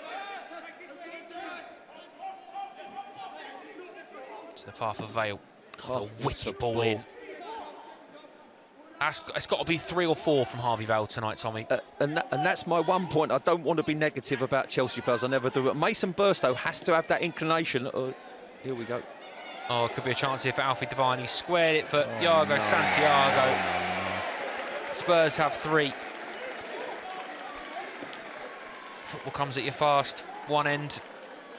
Some brilliant Chelsea player. Wonderful ball in from Harvey Vale. And 60 seconds later, Alfie Devine, and the goalkeeper, squares it for Iago Santiago, and Spurs have a 3rd. Well, let's give Devine some credit. He could have shot himself there, but he's picked the player out, done well, gone around the keeper, nice and composed, and squared it, and Santiago's simple tapping. But just before that, Harvey Vale hits another world-class. That's 3 world-class crosses we've hit into the 6-yard box without anyone getting in there. And that, for me, as I said, is the one downside of Mason. You look, he doesn't even make the run here. He ends up on the penalty spot. He's not busting a gut to get in there and feed off that, because it's a tapping. And it goes down the other end, they clear the ball, and we end up 3-0 down. Definitely not deserving it. And Robbo will be seething. Not because his boys are playing badly, they're not getting any luck, and maybe not doing the right things at the right time, which is hurting them. Couple of pieces of movement on the Chelsea bench. Looks like Dylan Williams, Zach Sturge and Malik Mothersill have been sent to stay warm. Chelsea have to find something now. They are 3 down here at the Lamex. As we said, obviously there is, you've got 2 Chelsea fans. You're always going to struggle to have full balance, but it does seem very much against the run of play. We're lucky Robbo's not commentating, because I'm sure he'd be saying a few harsh words. But no, I mean, as I said, overall, there's a lot of pride in him in the way that we've played. But as I said, we're just not getting that vital bit of luck, and making some very silly mistakes, which we've been very badly punished for. Donnelly, he's played really well so far. Here's Mundle involved again. Romain Mundle. Oh, good save. Good save from Gaga Slonina at the near post. Big roar from the goalkeeper as well, just to try and get his players a little bit livened up. It's another free sort of run from Mundle into the box. It was Ben Elliott who did enough to just come across as well, put a little bit of pressure on him. Yeah, he did. And whilst Devine was composed and picked out the pass in the last one, there was no doubt in Mundle's mind that he was going for goal there. And, he had 2 people in the box he could have picked out, but didn't. Good strike at the near post. But whilst Selena shouldn't get beat from them areas, it was a good strike. He got 2 good hands on it. Corner to be taken by Jamie Donnelly, who's grown into this game for Spurs in this latter stage of the fixture so far.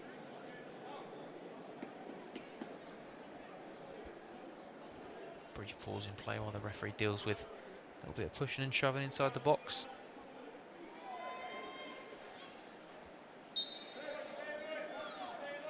.55 minutes played here for Lamex. Tottenham 3-0 up. Corner to be taken by Donnelly. It's a good header from Mason Burstow. Now Webster tries to get Chelsea moving quickly. It's behind Murray Hutchinson, and Santiago does well. Good turn from Devine.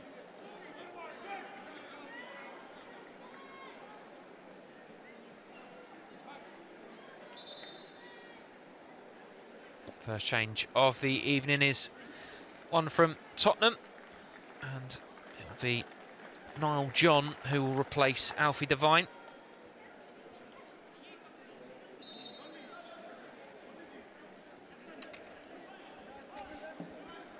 Well, we saw Devine earlier in the first half. He got twisted that knee on the left-hand side there, and maybe he's feeling the after effects of that. And as they're 3-0 up, I'm sure no need to take any risks. Yeah, like we've mentioned, their precarious position in the league and 2 important games still to play, Man United and West Ham. So, yeah, I'd imagine there's a little bit of caution in that. 3-0 up, you can bring on Niall John, who's a little bit more defensive than Alfie Devine is. So, perhaps says how Spurs are feeling. It's a deep cross from Brody Hughes, and it's going to bounce all the way out for a goal kick.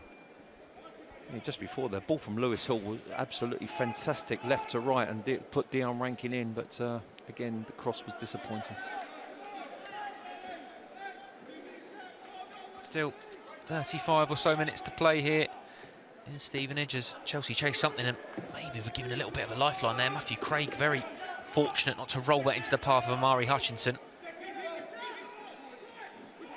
Castledine very nearly nipped onto the end of it as well. A little bit shaky at the back here, Spurs. Maybe something building. Here's Chelsea and Dion Rankin. Lovely chop inside. Back to Ben Elliott. Back to Rankin. Now Hutchinson. Hughes. Gilchrist now.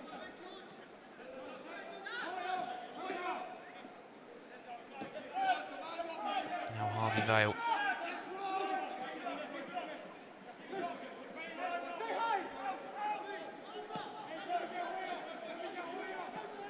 That patient approach from Chelsea, which we saw provide a real opportunity a couple of minutes ago, still very much in effect, and passes between Hughes and Gilchrist. Now here's Hutchinson. Amari Hutchinson.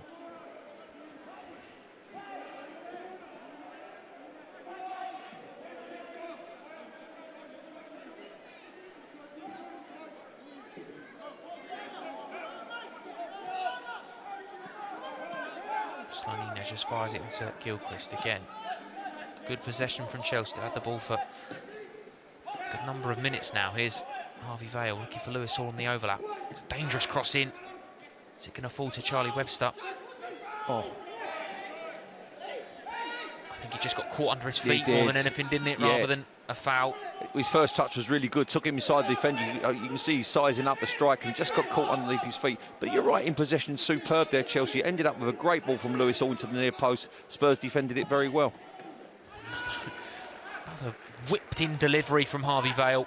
I mean, again, I don't think you need to have watched too many football matches to be told that's probably been the instruction tonight, because every time Harvey Vale's got the ball, he shifted onto his left foot and tried to whip it. It's not a second fault, as I said. He doesn't even have a touch. He just whips it in if it's there to be hit in. And on that occasion, ironically, Mason Burstow was actually in the 6-yard box, and just unfortunately the ball was overhit and the keeper made an easy save. But yeah, I mean, the movement on the left-hand side has been very, very good, and as I said, some fantastic balls into the box. Still plenty of time though for Chelsea to get back into this game. I would imagine Lucas Moura must come off in surely nearly 60 minutes, and you don't want to keep him out here too much longer, surely. He's played well as well tonight. No, he's done great, but you know, you just pay him some respect. I certainly think, on the evidence of some of Tottenham's first team recent performances, I'd be knocking on Ryan Mason's door in the morning. Great play from Chelsea there to get them out of a sticky position. Now Harvey Vale. You can see Mason Burstow there, just lift a palm into the air, almost to say, I could have had that one there. Elliott does well to keep it under heavy pressure, but unfortunately unable to retain it. Now Mundle. Break against Chelsea could be on. Brody Hughes did just enough there and did well, actually. Yeah, good connection with the ball. Lucas Moura was hovering at the far post there, tried to pick him out. Oh, it's a free kick here. I don't think Amari Hutchinson, I think he slips, doesn't he? I think so, yeah. I don't think it's a malicious challenge here. I think he just falls. The referee, I'm not sure agrees, because I think the referee's reaching for a booking. Bit of an innocuous one, isn't it? Not a lot in that, is there? No. Wow. He's the first man in the referee's notebook for this evening, Amari Hutchinson. Goes short to Moura.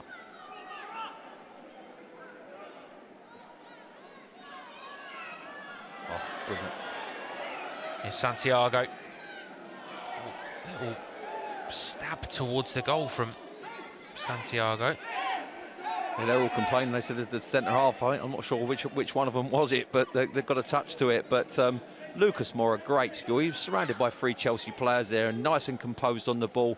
Little bit of a flick. He ended up getting the ball through to the striker, Santiago. And as I said, he feels there was a deflection on his shot there. Burstow puts pressure on Lyons Foster and hooked up and out for a Chelsea throw-in. Castledine.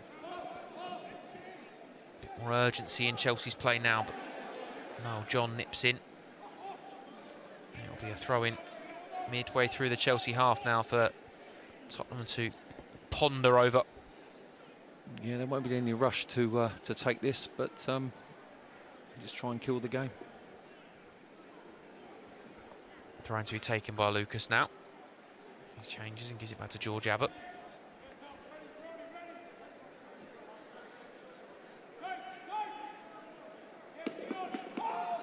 Here's the Spurs substitute, John. Bill Rankin volleys it away. Chelsea bench in deep discussion.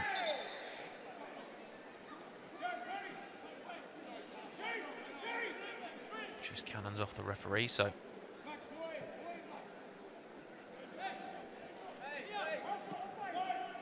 Craig lifts it to Moura.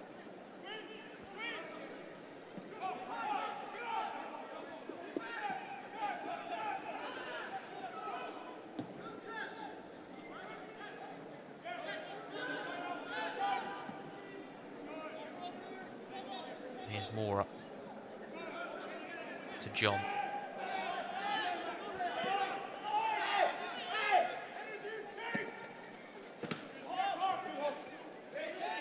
Donnelly.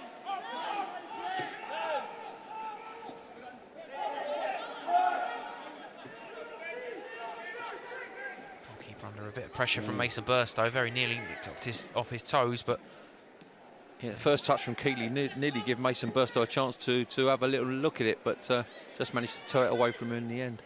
Just a little bit more composure shown by Spurs. That third goal's give them a little bit more of a lift and deflated the Chelsea boys. And whilst they're running around, Spurs just putting their foot on the ball now and looking, as I said, composed.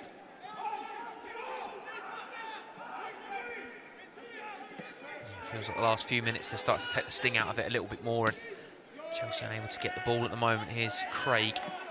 Played more minutes than any other Spurs player in PL2 so far this season, Matthew Craig. Here's Moura. Back to Craig.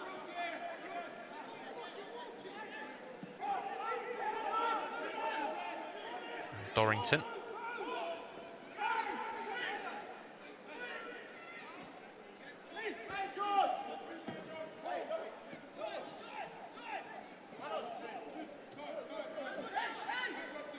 Sustained bit of possession for Spurs. Chelsea had a period of this a few minutes ago where it felt like they held onto the ball for quite a while, having the same impact at the moment. Lewis Hall nearly got clattered there through a slip, but Santiago holds on to it.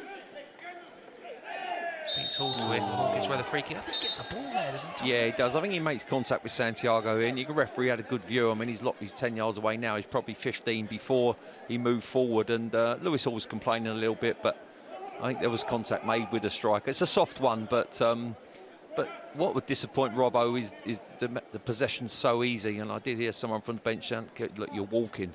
So, you know, I think that they'll want a little bit more urgency from the boys. Getting beat by Spurs is one thing, getting beat 3-0 is another, and them taking the mick is another. So you wouldn't want that as a coach, and I'm sure he'll be instilling some urgency in his boys. Seeing the tackle again, I think it probably was a foul. Yeah, I thought, as an ex-striker, I would definitely have claimed it, that's for sure. But yeah, I think he did make contact with the striker, Santiago, there. I took the blue tinted glasses off for just a second, but they're firmly back on now, don't worry about borrow that. mine, don't Free kick for Jamie Donnelly to stand over, remain Mundell with him. Murray Hutchinson and Charlie Webster in the Chelsea wall. Oh, it's a great ball. The flick on from Ben Elliott. It was Lucas Moura at the far post. And that's why you're playing PL2, Lucas. But no, I mean, he'd be very disappointed not to get another one on the score sheet. It's a flick on again from Ben Elliott, I think, flicked it on for him. And he really just has to tap that in at the far stick and for some reason snatches at it. He really should do better there, shouldn't he? And that is the final piece of action that we'll see from Lucas Moura this evening. He is replaced by Charlie Sawyers.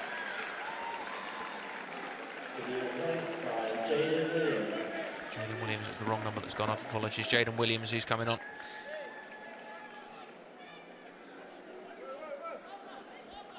Opportunity then for another player to make their mark, and like you said, a good 66 minutes work for Lucas Moura, and probably on the evidence of that should have had two.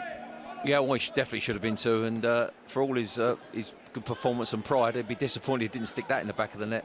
But No, he's had a good 66 minutes, and he's had an impact in the game, which is all you can ask. Jayden Williams making his impact known immediately. Seeing Jayden Williams play in the under-18s Premier League against Chelsea, actually, he's a very capable player. Very good on the ball. But, not too many appearances in PL2 so far this season. In fact, it's only his 9th appearance of the campaign.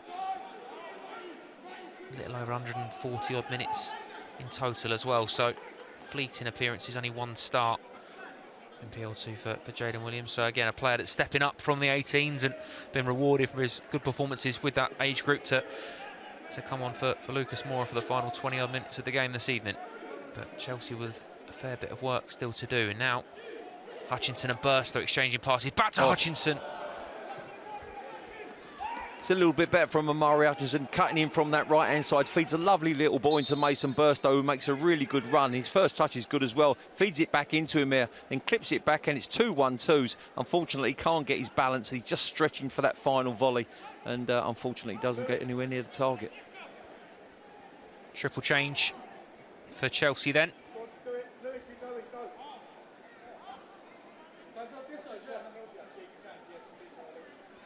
Just waiting to see which personnel it will be. Lewis Hall's the first player to be replaced by Malik Mothersill. Zach Sturge and Dylan Williams, the other 2 changes. We're just waiting to see who for.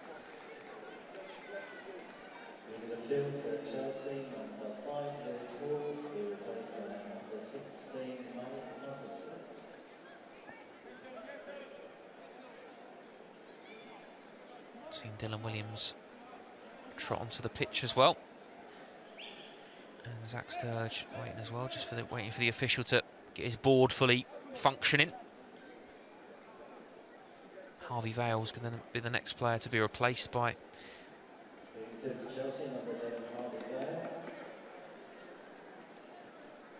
it popped up number 14, Jimmy Torrianen, but I can assure you it's not Jimmy Torrianen who's coming on.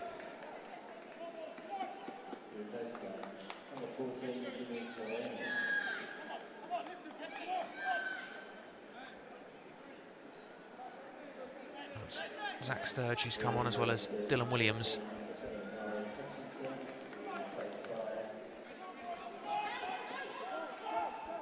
So the official's got his board a little bit wrong, so it'll be Zach Sturge, Dylan Williams and Malik Mothersill on for Harvey Vale, Lewis Hall and Amari Hutchinson. So by the look of things, it could be a straight swap in fairness. Zach Sturge slotting to the back 3, Dylan Williams in left wing back for Harvey Vale, and then Malik Mothersill going to play probably a little bit closer to Mason Burstow, with Leo Castledine as the only 10 and 2 9s potentially there, Tommy. But all 3 have got a huge amount of ability, and Malik Mothersill especially makes a regular big impact from the substitutes bench for Chelsea.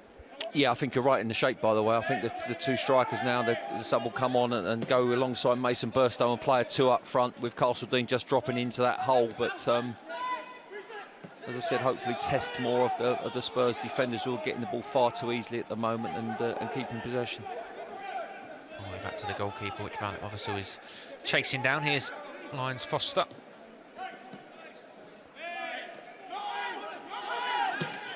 Now Robson. Sturge's first involvement. I mean a lot to him playing on Friday against Brighton Hove Albion, the team that he joined Chelsea in the summer from. Here's Alfie Dorrington.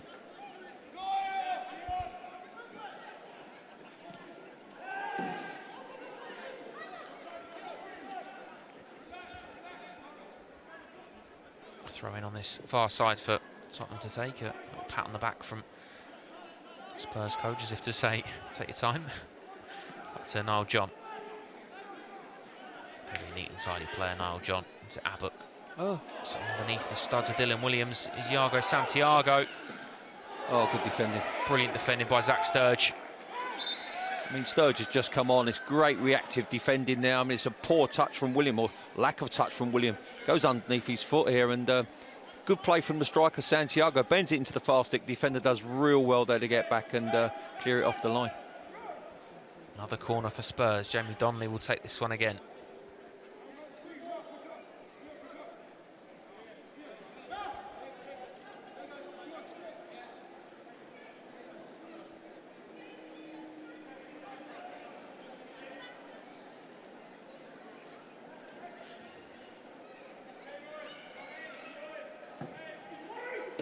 Corner taken at near post, and here's Lyle John. Gilchrist slams across him.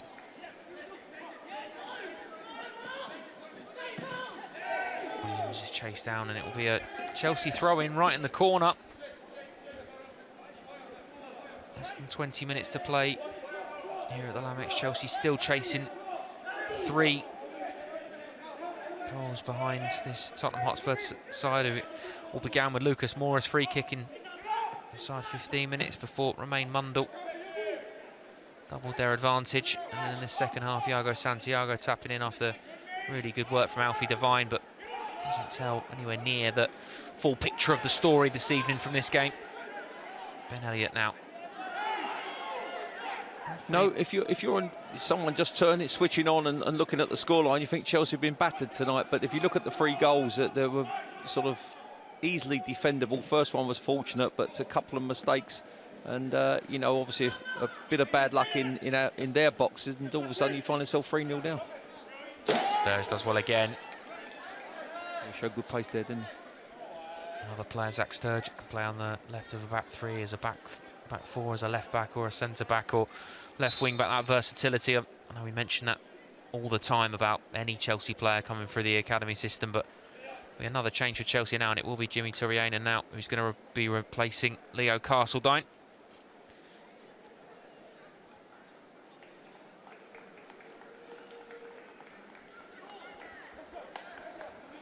Number 10, Leo Castledine, to replace by number 14, All the way back to Irons Foster. So that'll be all the Chelsea changes for this evening. Don't think Max Merrick's going to get a run out in goal. It's a lovely ball pumped forward to Williams. Turrianen's first involvement. First one is registration number EF17XXA. Zach Sturridge, the tackle from Robson. Chelsea can play on quickly with Mothersill. Mothersil's got to kick the ball there. I mean, it's a quick throw there, and they've got a chance to break, and just gives the ball away easily in midfield.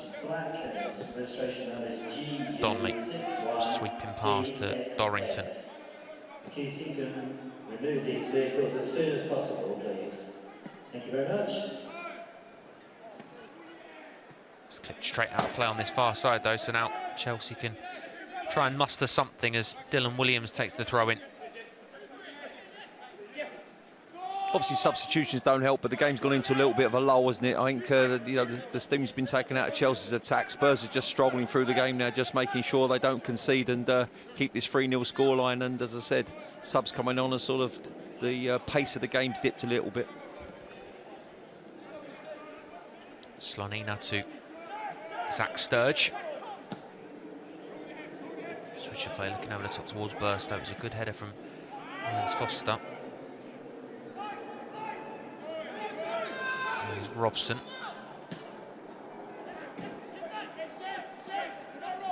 Sturridge gives it to Charlie Webster. 15 minutes or so to play here at the Lamex Stadium. Here goes Dion Rankin. Now Mason Burstow. Mason Burstow was crying for it in the middle when Malik Mothersill thought for a second was going to flick it towards his strike partner. Looked like he was trying to take it on the half turn, and Chelsea now win the corner though. Yeah, I agree. I think he tried to take it on the half turn, maybe to look up to see where the striker was, but the defender got it in his way. But we need to make use of the set piece. Some of the balls in from free play have been very, very good. The set piece is slightly not so. Here's Dylan Williams' set piece since coming on as a substitute. It's a good header away though from Lyons Foster, only as far as Rankin to Sturridge. Now Burstow. Seen him from a similar angle, have a shot in the first half. He just clips it towards the far post, but it's headed away only as far as Webster. Now back to Sturridge. Run it again, back to Burstow.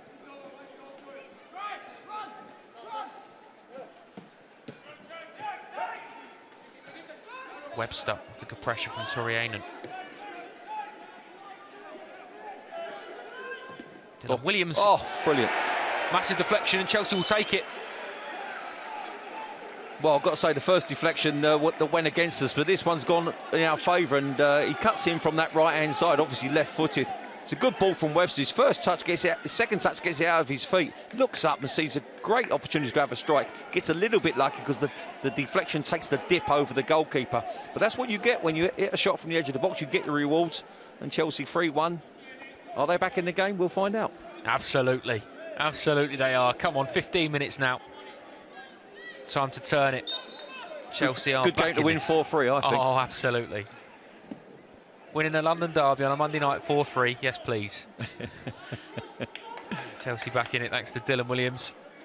That will be not so much a collector's item, but certainly one that he'll look back on and take enormous pride from, because he's a player obviously signed a year ago, in fact, and it'll be his first goal in PL2 this season. So one he'll be very pleased with. Now, Chelsea with Dion Rankin. Now Torrianen headed away only as far as Charlie Webster. He's got pressure from Donnelly, nods the ball wide looking for Williams, but Santiago just shepherded it out. Still time on Chelsea's side though, Tommy. Still enough in this one. Oh, look, again, they started from the kickoff. They started very positively. Chelsea went down the right-hand side, ball got hit in the box. Unfortunately, again, hit the first man and he got cleared. But yeah, listen, another goal. And we made the point earlier. Spurs aren't in the greatest of form in the PL2 and they're struggling for relegation. So I'm sure the nerves will jangle a little bit if we can put them under pressure and get another goal in the next 2 or 3 minutes.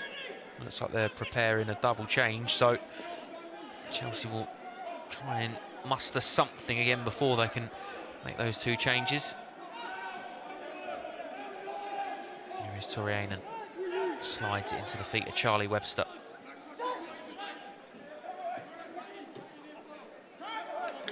Feet from Donnelly though, and now he can race away. Burstow's chasing him back though. Looked for a second there as if the centre forward was going to prod it away, but instead it's gone to Jaden Williams. As well to sidestep a couple of Chelsea tackles, and Santiago and Craig and Lyons Foster and now Dorrington.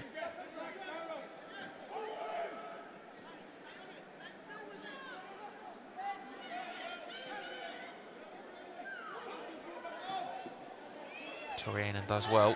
Under a bit of pressure there, Slonina, but he slams it into the sky, looking towards Mothersill, who can win the flick on, but able to find his strike partner on that occasion. Here is Lyons Foster, he's stepping forward. Now Mundell just prods it into an area. Gilchrist has to deal with it. Does really well though. Yeah, it does well there, Alfie Gilchrist. Good touch, good composure. Unfortunately, he doesn't find a Chelsea shirt with the clearance. Straight back at Chelsea, but Torrianen's got the better of Mundell. Brody Hughes under pressure, gives it to Slonina, and nice composure from the goalkeeper. Now captain to Charlie Webster, and now to the goal scorer in Dylan Williams.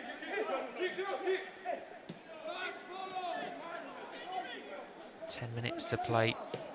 What will be the message then from the bench then here, Tommy? Will it certainly be a case of remain positive and remain patient, or will there need to be a little bit more urgency at some point? No, this game's a contradiction, full of both. You know, you need to be patient on the ball, need to make sure your passings are right, but try and get the ball forward to your good players. And I think, you know, the more and more the game goes on, Charlie Webster seems to have more of an effect. He's picking balls up in midfield, probing, playing little balls through. Obviously, Leo Castledine was that person. He's no longer on the pitch, so you need someone to grab the mantle and go with it. And at the moment, it seems though everything seems to be going through Charlie Webster.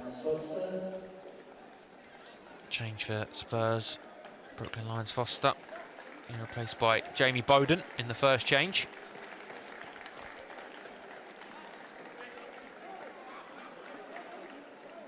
And the second change for Spurs will be George Abbott for Charlie Sayers. To be replaced by number 16, Charlie Sayers.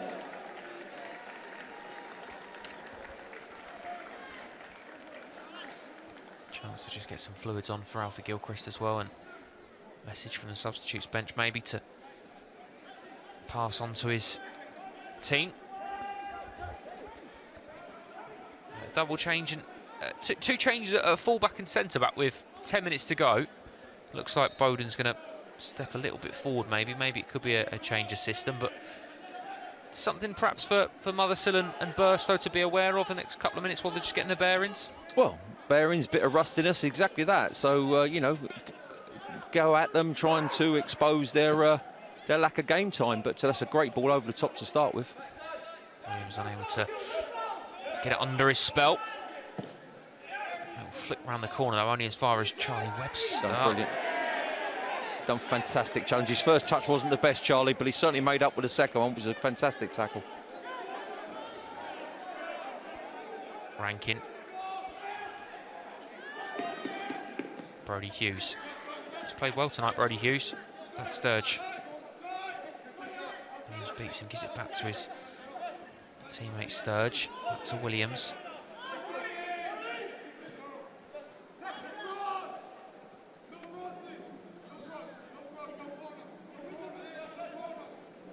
No cross, no corner being shouted by Spurs teammates, and Jamie Donnelly has done both of those. In fact, he hasn't. He's conceded a corner. Yeah, well, there's a bit of debate there. I'm not so sure the referee knew this was the challenge earlier. I mean, his first touch wasn't the best, but his second one, he made full use of the opportunity to win the ball and smash the striker at the same time. But now this is important. You know, 7 minutes to go, a good ball in the box, get someone on the end of it, and let's see how this game goes. Charlie Webster stood over it. Better. Deep cross towards the far post, and it's a free header and it's in. Chelsea very much back in this. Well, we said earlier, a good ball in the box, set pieces, put them under pressure. That's exactly what it is. For some of the set pieces they have been pouring, that they've hit the first man. On that occasion, was hit to the far post. And I think Sturge gets in it. Makes a Burstow with a header, Was it Burstow, was it? Yeah, I see Sturge was just in front of him. Burstow got himself in the box. Good header down at the near post. Goalkeeper couldn't save it. Now all of a sudden the Spurs' nerves will be jangling a little bit. There was a little bit of, I think we're all feeling a little bit like Mason Burstow. There was a look towards the referee. For a second, there was a little bit of indecision. You could see it was over the line, but obviously, you're always a little bit cautious until the referee points back towards the centre circle. Chelsea very much in this now, and with 5 minutes left, plus whatever the officials decide to add on. Great ball. All of a sudden, the tide has very much turned. Here is Dion Rankin now. Brody Hughes with the underlap. Oh, it's a shame. I think Brody's done it great, and you saw the ball in the first half. He zipped across the box, was world class, and on that occasion I think he's trying to get a corner because he looks as though he's going to try and play it against the defender's legs. It goes through his legs, unfortunately, and through to the goalkeeper Keeley. Again, there will be absolutely no rush. Take as long as is humanly possible before getting the game back on the way, which he does, and now punts towards Donnelly. Wins the flick on, but Gilchrist is there. Now Malik Mothersill seeing that Spurs are taking a little bit too long, so goes and retrieves the ball for them. And the ball boys fell asleep, surprise, surprise. Yeah. Great Webster. play, Charlie. Now Burstow. Really good hold at play, Dylan Williams. You know, that was actually a very intelligent ball from Williams there. I mean, again, nobody made the run, and sometimes you could be made to look stupid by playing the ball. That goes, what are you doing? But it was actually a very good ball. Now here's Donnelly.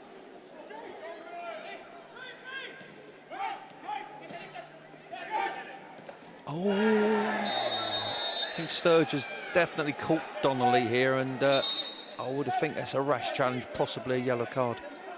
Yeah, I think he slips a little bit as well, which doesn't do him any favours, but wow. Yeah, because of the slip, it's his standing foot that goes, so it looks a bit two-footed, doesn't it? Yeah. But it's just unfortunate one. But yeah, I think the referee's going to have harder bookings to give.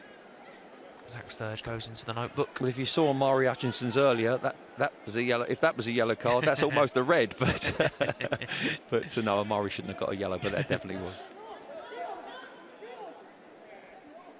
Okay, a bit of an opportunity now for Spurs to just drain a few more seconds out of that clock. Yeah, I'd be surprised if they hit this into the box. I can't believe someone's not going to come short. Yeah, and play a little one too. There There's Donnelly.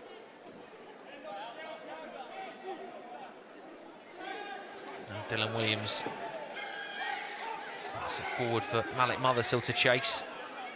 What he will do. For a second there, perhaps he might nick in before the goalkeeper gets a touch. Gilchrist does so well to bring that down. And Sturge.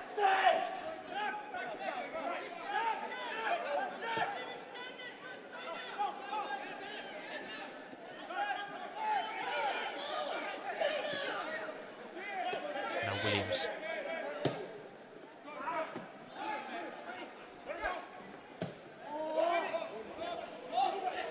Lumped into the channel for Jaden Williams to chase. Zach Sturge has to deal with it. Done well.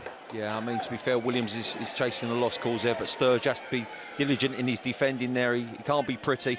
Gets it out of that danger area, but again, it's a chance for Spurs to kill the clock a little bit with a throw on in the final third. You can see Donnelly's not in any rush to do anything. I agree with your commentary earlier, by the way. He's had a decent game, this kid. He's influenced the game. He looks tidy on the ball, and I think he's been one of Spurs' better performers. Yeah, he does look good, doesn't he? Jimmy Turianen now for Chelsea. Malik Mothersill with the flick on into the feet of Mason Burstow. There's a substitute, Bowden. I don't think that's a foul. I think Ben Elliott does really well. He sees where the defender's going to play the ball and it just gets in front of him, anticipates it really well. And yes, there's contact, but that's a soft one for me. And again, it's a clock killer. It's one of those where he can't really go anywhere else, can he, either? He's done everything right, but when a player kind of barrels into you like they so often do to win the foul, there's not a lot you can do to get out of the way of it. Referees seem to give them more often than not, but it does seem a little bit like, what else can you do? Yeah, always in favour of the person that's going forward as well. And if you're stood there and they run into you, what can you do? You know, it's very difficult. Go on, Bill. He's unlucky there, and here's Mundell. Turianen's had to concede the throw-in. 30 seconds remain of the allotted 90. We're to see the official pop the board up, but I don't imagine there'll be a huge amount on, do you think? Well, lots of substitutions, and obviously 2 goals, so yeah. 9. Yeah, we can hope. Yeah, we can hope. Like the World Cup, they went to about 110 minutes, didn't they? But it's gone out for it. He's tried to be clever there, which I quite like. 5 additional minutes. Yeah, okay. I thought that was about right. I was going to say 4, but 5 will do. Williams forward. Yeah, that's a nothing ball. I mean, to be fair, Ben Elliott's chasing it down. You've got to make him pick it up.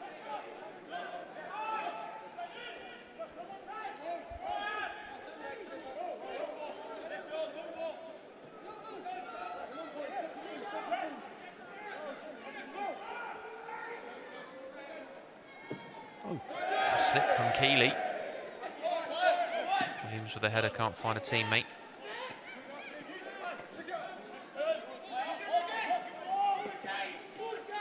Donnelly. Back to Donnelly now. He's got Bowden for support. Looks for the back heel, and Turianen in the way for a Spurs corner. 4 minutes left. Chelsea to find something.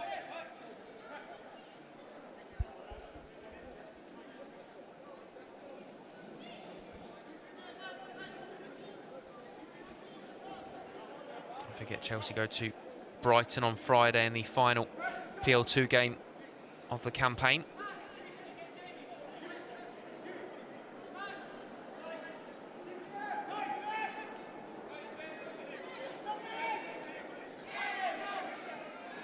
Elliott, now Webster.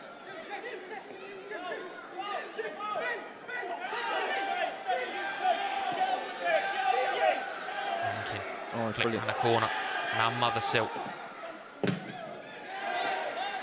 A bite now in the final few minutes. Yeah, well, they're not going to mince their challenges now. They're going to try and get power behind them and get some clearances in. Got a chance here. Mothersill. Tried Tried to set it round the corner. Too many Spurs bodies in the way, though. Oh, what a ball that is. It's a great knock towards Jaden Williams, who's got nobody for support. He's done great feet as well, the striker. He had to hold the ball up there and give him some respite, and did real well there, Williams, and that's a Chelsea throw. Gilchrist wants to play. Gets it moving quickly with Sturge. 2.5 minutes left for Chelsea to find something. Dylan Williams, scorer of Chelsea's first this evening. Webster. Yeah, he's going to get there. Brody Hughes has done well. Lifts it towards the far post. There's no one there, unfortunately. Well, we went very narrow there. There should have been someone on the penalty spot to give him some options, but there wasn't, and they went very flat there. Mothersill. Just like to sweep it back out to Brody Hughes. Charlie Webster's got Santiago chasing him down. Spurs number 9 all on his own. Iago Santiago, and he shoots, but to the gloves of Slonina.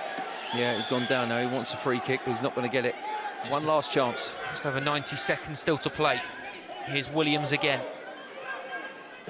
Oh, nice pull. Slonina.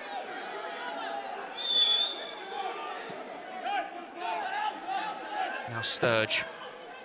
Moves it towards Mason Burstow. It's a good header from Alfie Dorrington. Ben Elliott does really well, though, to win the ball back for Chelsea. Back to Williams.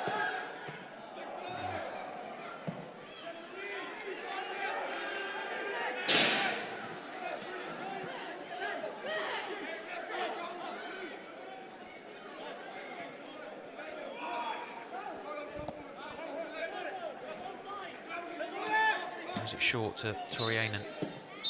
Oh, what's he done? He's done a minute early. Referee's decided that the 5 allotted minutes should be 4. He's decided at 4, okay. Slight confusion to end the game there. The referee is... We did see the official put up the wrong board about 3 times tonight, so maybe he did that. Unfortunately, it's not gone Chelsea's way. And it's finished here at the Lamex. Slight confusion to the end of the game, but Tottenham Hotspur have beaten Chelsea by 3-2. Tommy, a disappointing end to what was a promising performance and a scoreline that doesn't really reflect how the game played out. No, I think Tottenham made full use of their chances, and Chelsea didn't. I think the game was simple as that. Chelsea in possession were very good, better than Spurs for most of the game. Some of the balls across the box were world class. Had a striker been in there, would have been tap-ins. But Spurs, obviously the 2 goals we went through earlier, one was fortunate in the deflection, the other one was unfortunate in the defender made the wrong decision. But it was a good finish from the young striker, Mundell. And then in the second half, obviously, they get that 3rd goal, which almost kills the game. But Chelsea showed great resilience. They kept at it. That will please Robbo. Some good individual performances. And they showed a lot of spirit in the second half. But as I said, when you're 3-0 down, it's a very hard game to come back in, obviously. And they just couldn't manage it. Let's have a little look at the highlights from this evening's game then. And it was a right start for the hosts as Lucas Moura, deflection that goes his way and opens the scoring. Yeah, as I said, I didn't think the wall did itself justice there, and they sort of come out in 1s and 2s, and the ball got flicked off, I think, of Castledine. It could have been any one of 3 of them, and unfortunately ended up in the back of the net. This is the unfortunate thing. He makes a decision there to sort of drag it back, and the forward Mundell susses it out, and he's still got plenty to do from that angle, and it's a great finish. But I think Lewis will be disappointed he got caught in possession. Yeah, Chelsea found themselves 2-0 down again, like we keep saying, we keep coming back to. Doesn't really tell the story of the first half, the fact that Spurs had a 2-0 lead at the break, but Chelsea did have their opportunities in that first half, and Mason Burstow at the forefront of everything that was good. Yeah, I mean, this was excellent. I mean, you can't do any more as a striker there. He's got the ball out wide. I mean, he didn't really have anything on, but his first touch was brilliant. Took him inside the defender, and then obviously great strike, which hit the top of the bar. And then he gets himself in the box, and unfortunately the deflection takes it the wrong side of him, but he still gets a header on it, but can't steer it onto the target. Brilliant reaction header, and yeah. This touch is brilliant, and there's one intention in his mind there, Joe, and it's a great execution. Unfortunately, he hits the bar, and he doesn't get his rewards of the goal. Dion Rankin and Brodie Hughes down this right-hand side, forming quite a partnership. That's a lovely flashed across the face of goal cross from Brodie Hughes. Yeah, I used the term world-class a few times tonight, but that was a world-class pass, and I think, you know, as a striker, you just got to get in the end of them and be brave and be in there. Bit of a scramble here that Chelsea did their job, and good defending from the referee. Got in the way of the young left-back Abbott, who was looking to pull the trigger. Again, we talk about that partnership down this right-hand side between Dion Rankin and Brodie Hughes. On this occasion, it was Dion Rankin's turn to play provider, give it to Ben Elliott, and then right on the brink of half-time, Charlie Webster unable to fire it goalwards. Yeah, there was some good movement, both wide right and wide left, and that occasion again, he got down the right-hand side, good ball fed in, and I think Charlie would be disappointed he didn't hit the target there. Second half started brightly for Chelsea. Ben Elliott involved again, as is Harvey Vale. Very nearly found Leo Castledine, who almost found the far corner. Yeah, the movement down the left-hand side, Hall and Val was very good, and Castledine just couldn't get his body wrapped round it enough, and unfortunately, this is the goal that killed the game, really. Yeah, and literally seconds before that, Harvey Vale whips a vicious ball, doesn't he, across goal, and then off the counter-attack is Alfie Devine to round Slonina and square it to Santiago for 3-0. Yeah, Devine does well there, shows great composure. You can panic there and try and hit the target, but he doesn't. He picks the striker out in the box, and again, simple tapping for him, and at 3-0, it didn't really reflect the game for me. No, Chelsea still trying to create something and still had chances. That one there for Amari Hutchinson, only a half chance really, but it kind of showed the fact that Chelsea were still creating something, and very nearly introduction that Dylan Williams would want to forget, but thankfully Zach Sturge off the line. Yeah, Williams only just come on the pitch, and obviously just lack of concentration there, one under his foot, but Sturge does really well to rescue that situation. And then here is the Chelsea lifeline from Dylan Williams. Pumps it towards goal, deflection takes it in, and Chelsea back on the hunt. Yeah, we saw in the first half a couple of disgruntled defenders who, when Castledine had a shot in particular, looked at him and said, why? Well, this is the reason why. You know, when you have a strike, you can get a deflection, it goes over the goalkeeper, and all of a sudden Chelsea are back in the game. And then this is the second Chelsea goal, a deep cross from Charlie Webster and a good header from Mason Burstow. Yeah, again, a lot of the set pieces hit the first man, which was obviously disappointing, but on that occasion, fed it into the far stick, and they were nice and brave, took responsibility. Good header down from Burstow. He got his rewards because he had a couple of chances. Unfortunately, it wasn't enough to rescue a point for us. Absolutely, yeah. He deserved a goal tonight, did Mason Burstow. That was his goal, but unfortunately not the result that Chelsea wanted. Still plenty to come this week across Chelsea's social media channels, and of course, big one that we're talking up and looking forward to, a press conference tomorrow. Frank Lampard speaking to the media 1:30 for that one, before Matchday Live on Wednesday evening as Brentford trip to Stamford Bridge. 7 p.m. you can join us for that one. Tommy, thank you so much for your company this evening, mate. Really enjoyed it. We'll be back on Friday night for Chelsea back in PL2 action against Brighton. Thank you very much for watching this evening. Unfortunately, it wasn't to be a spirited Chelsea performance, but they've come up just short as Spurs win it 3-2 here at the Lamex.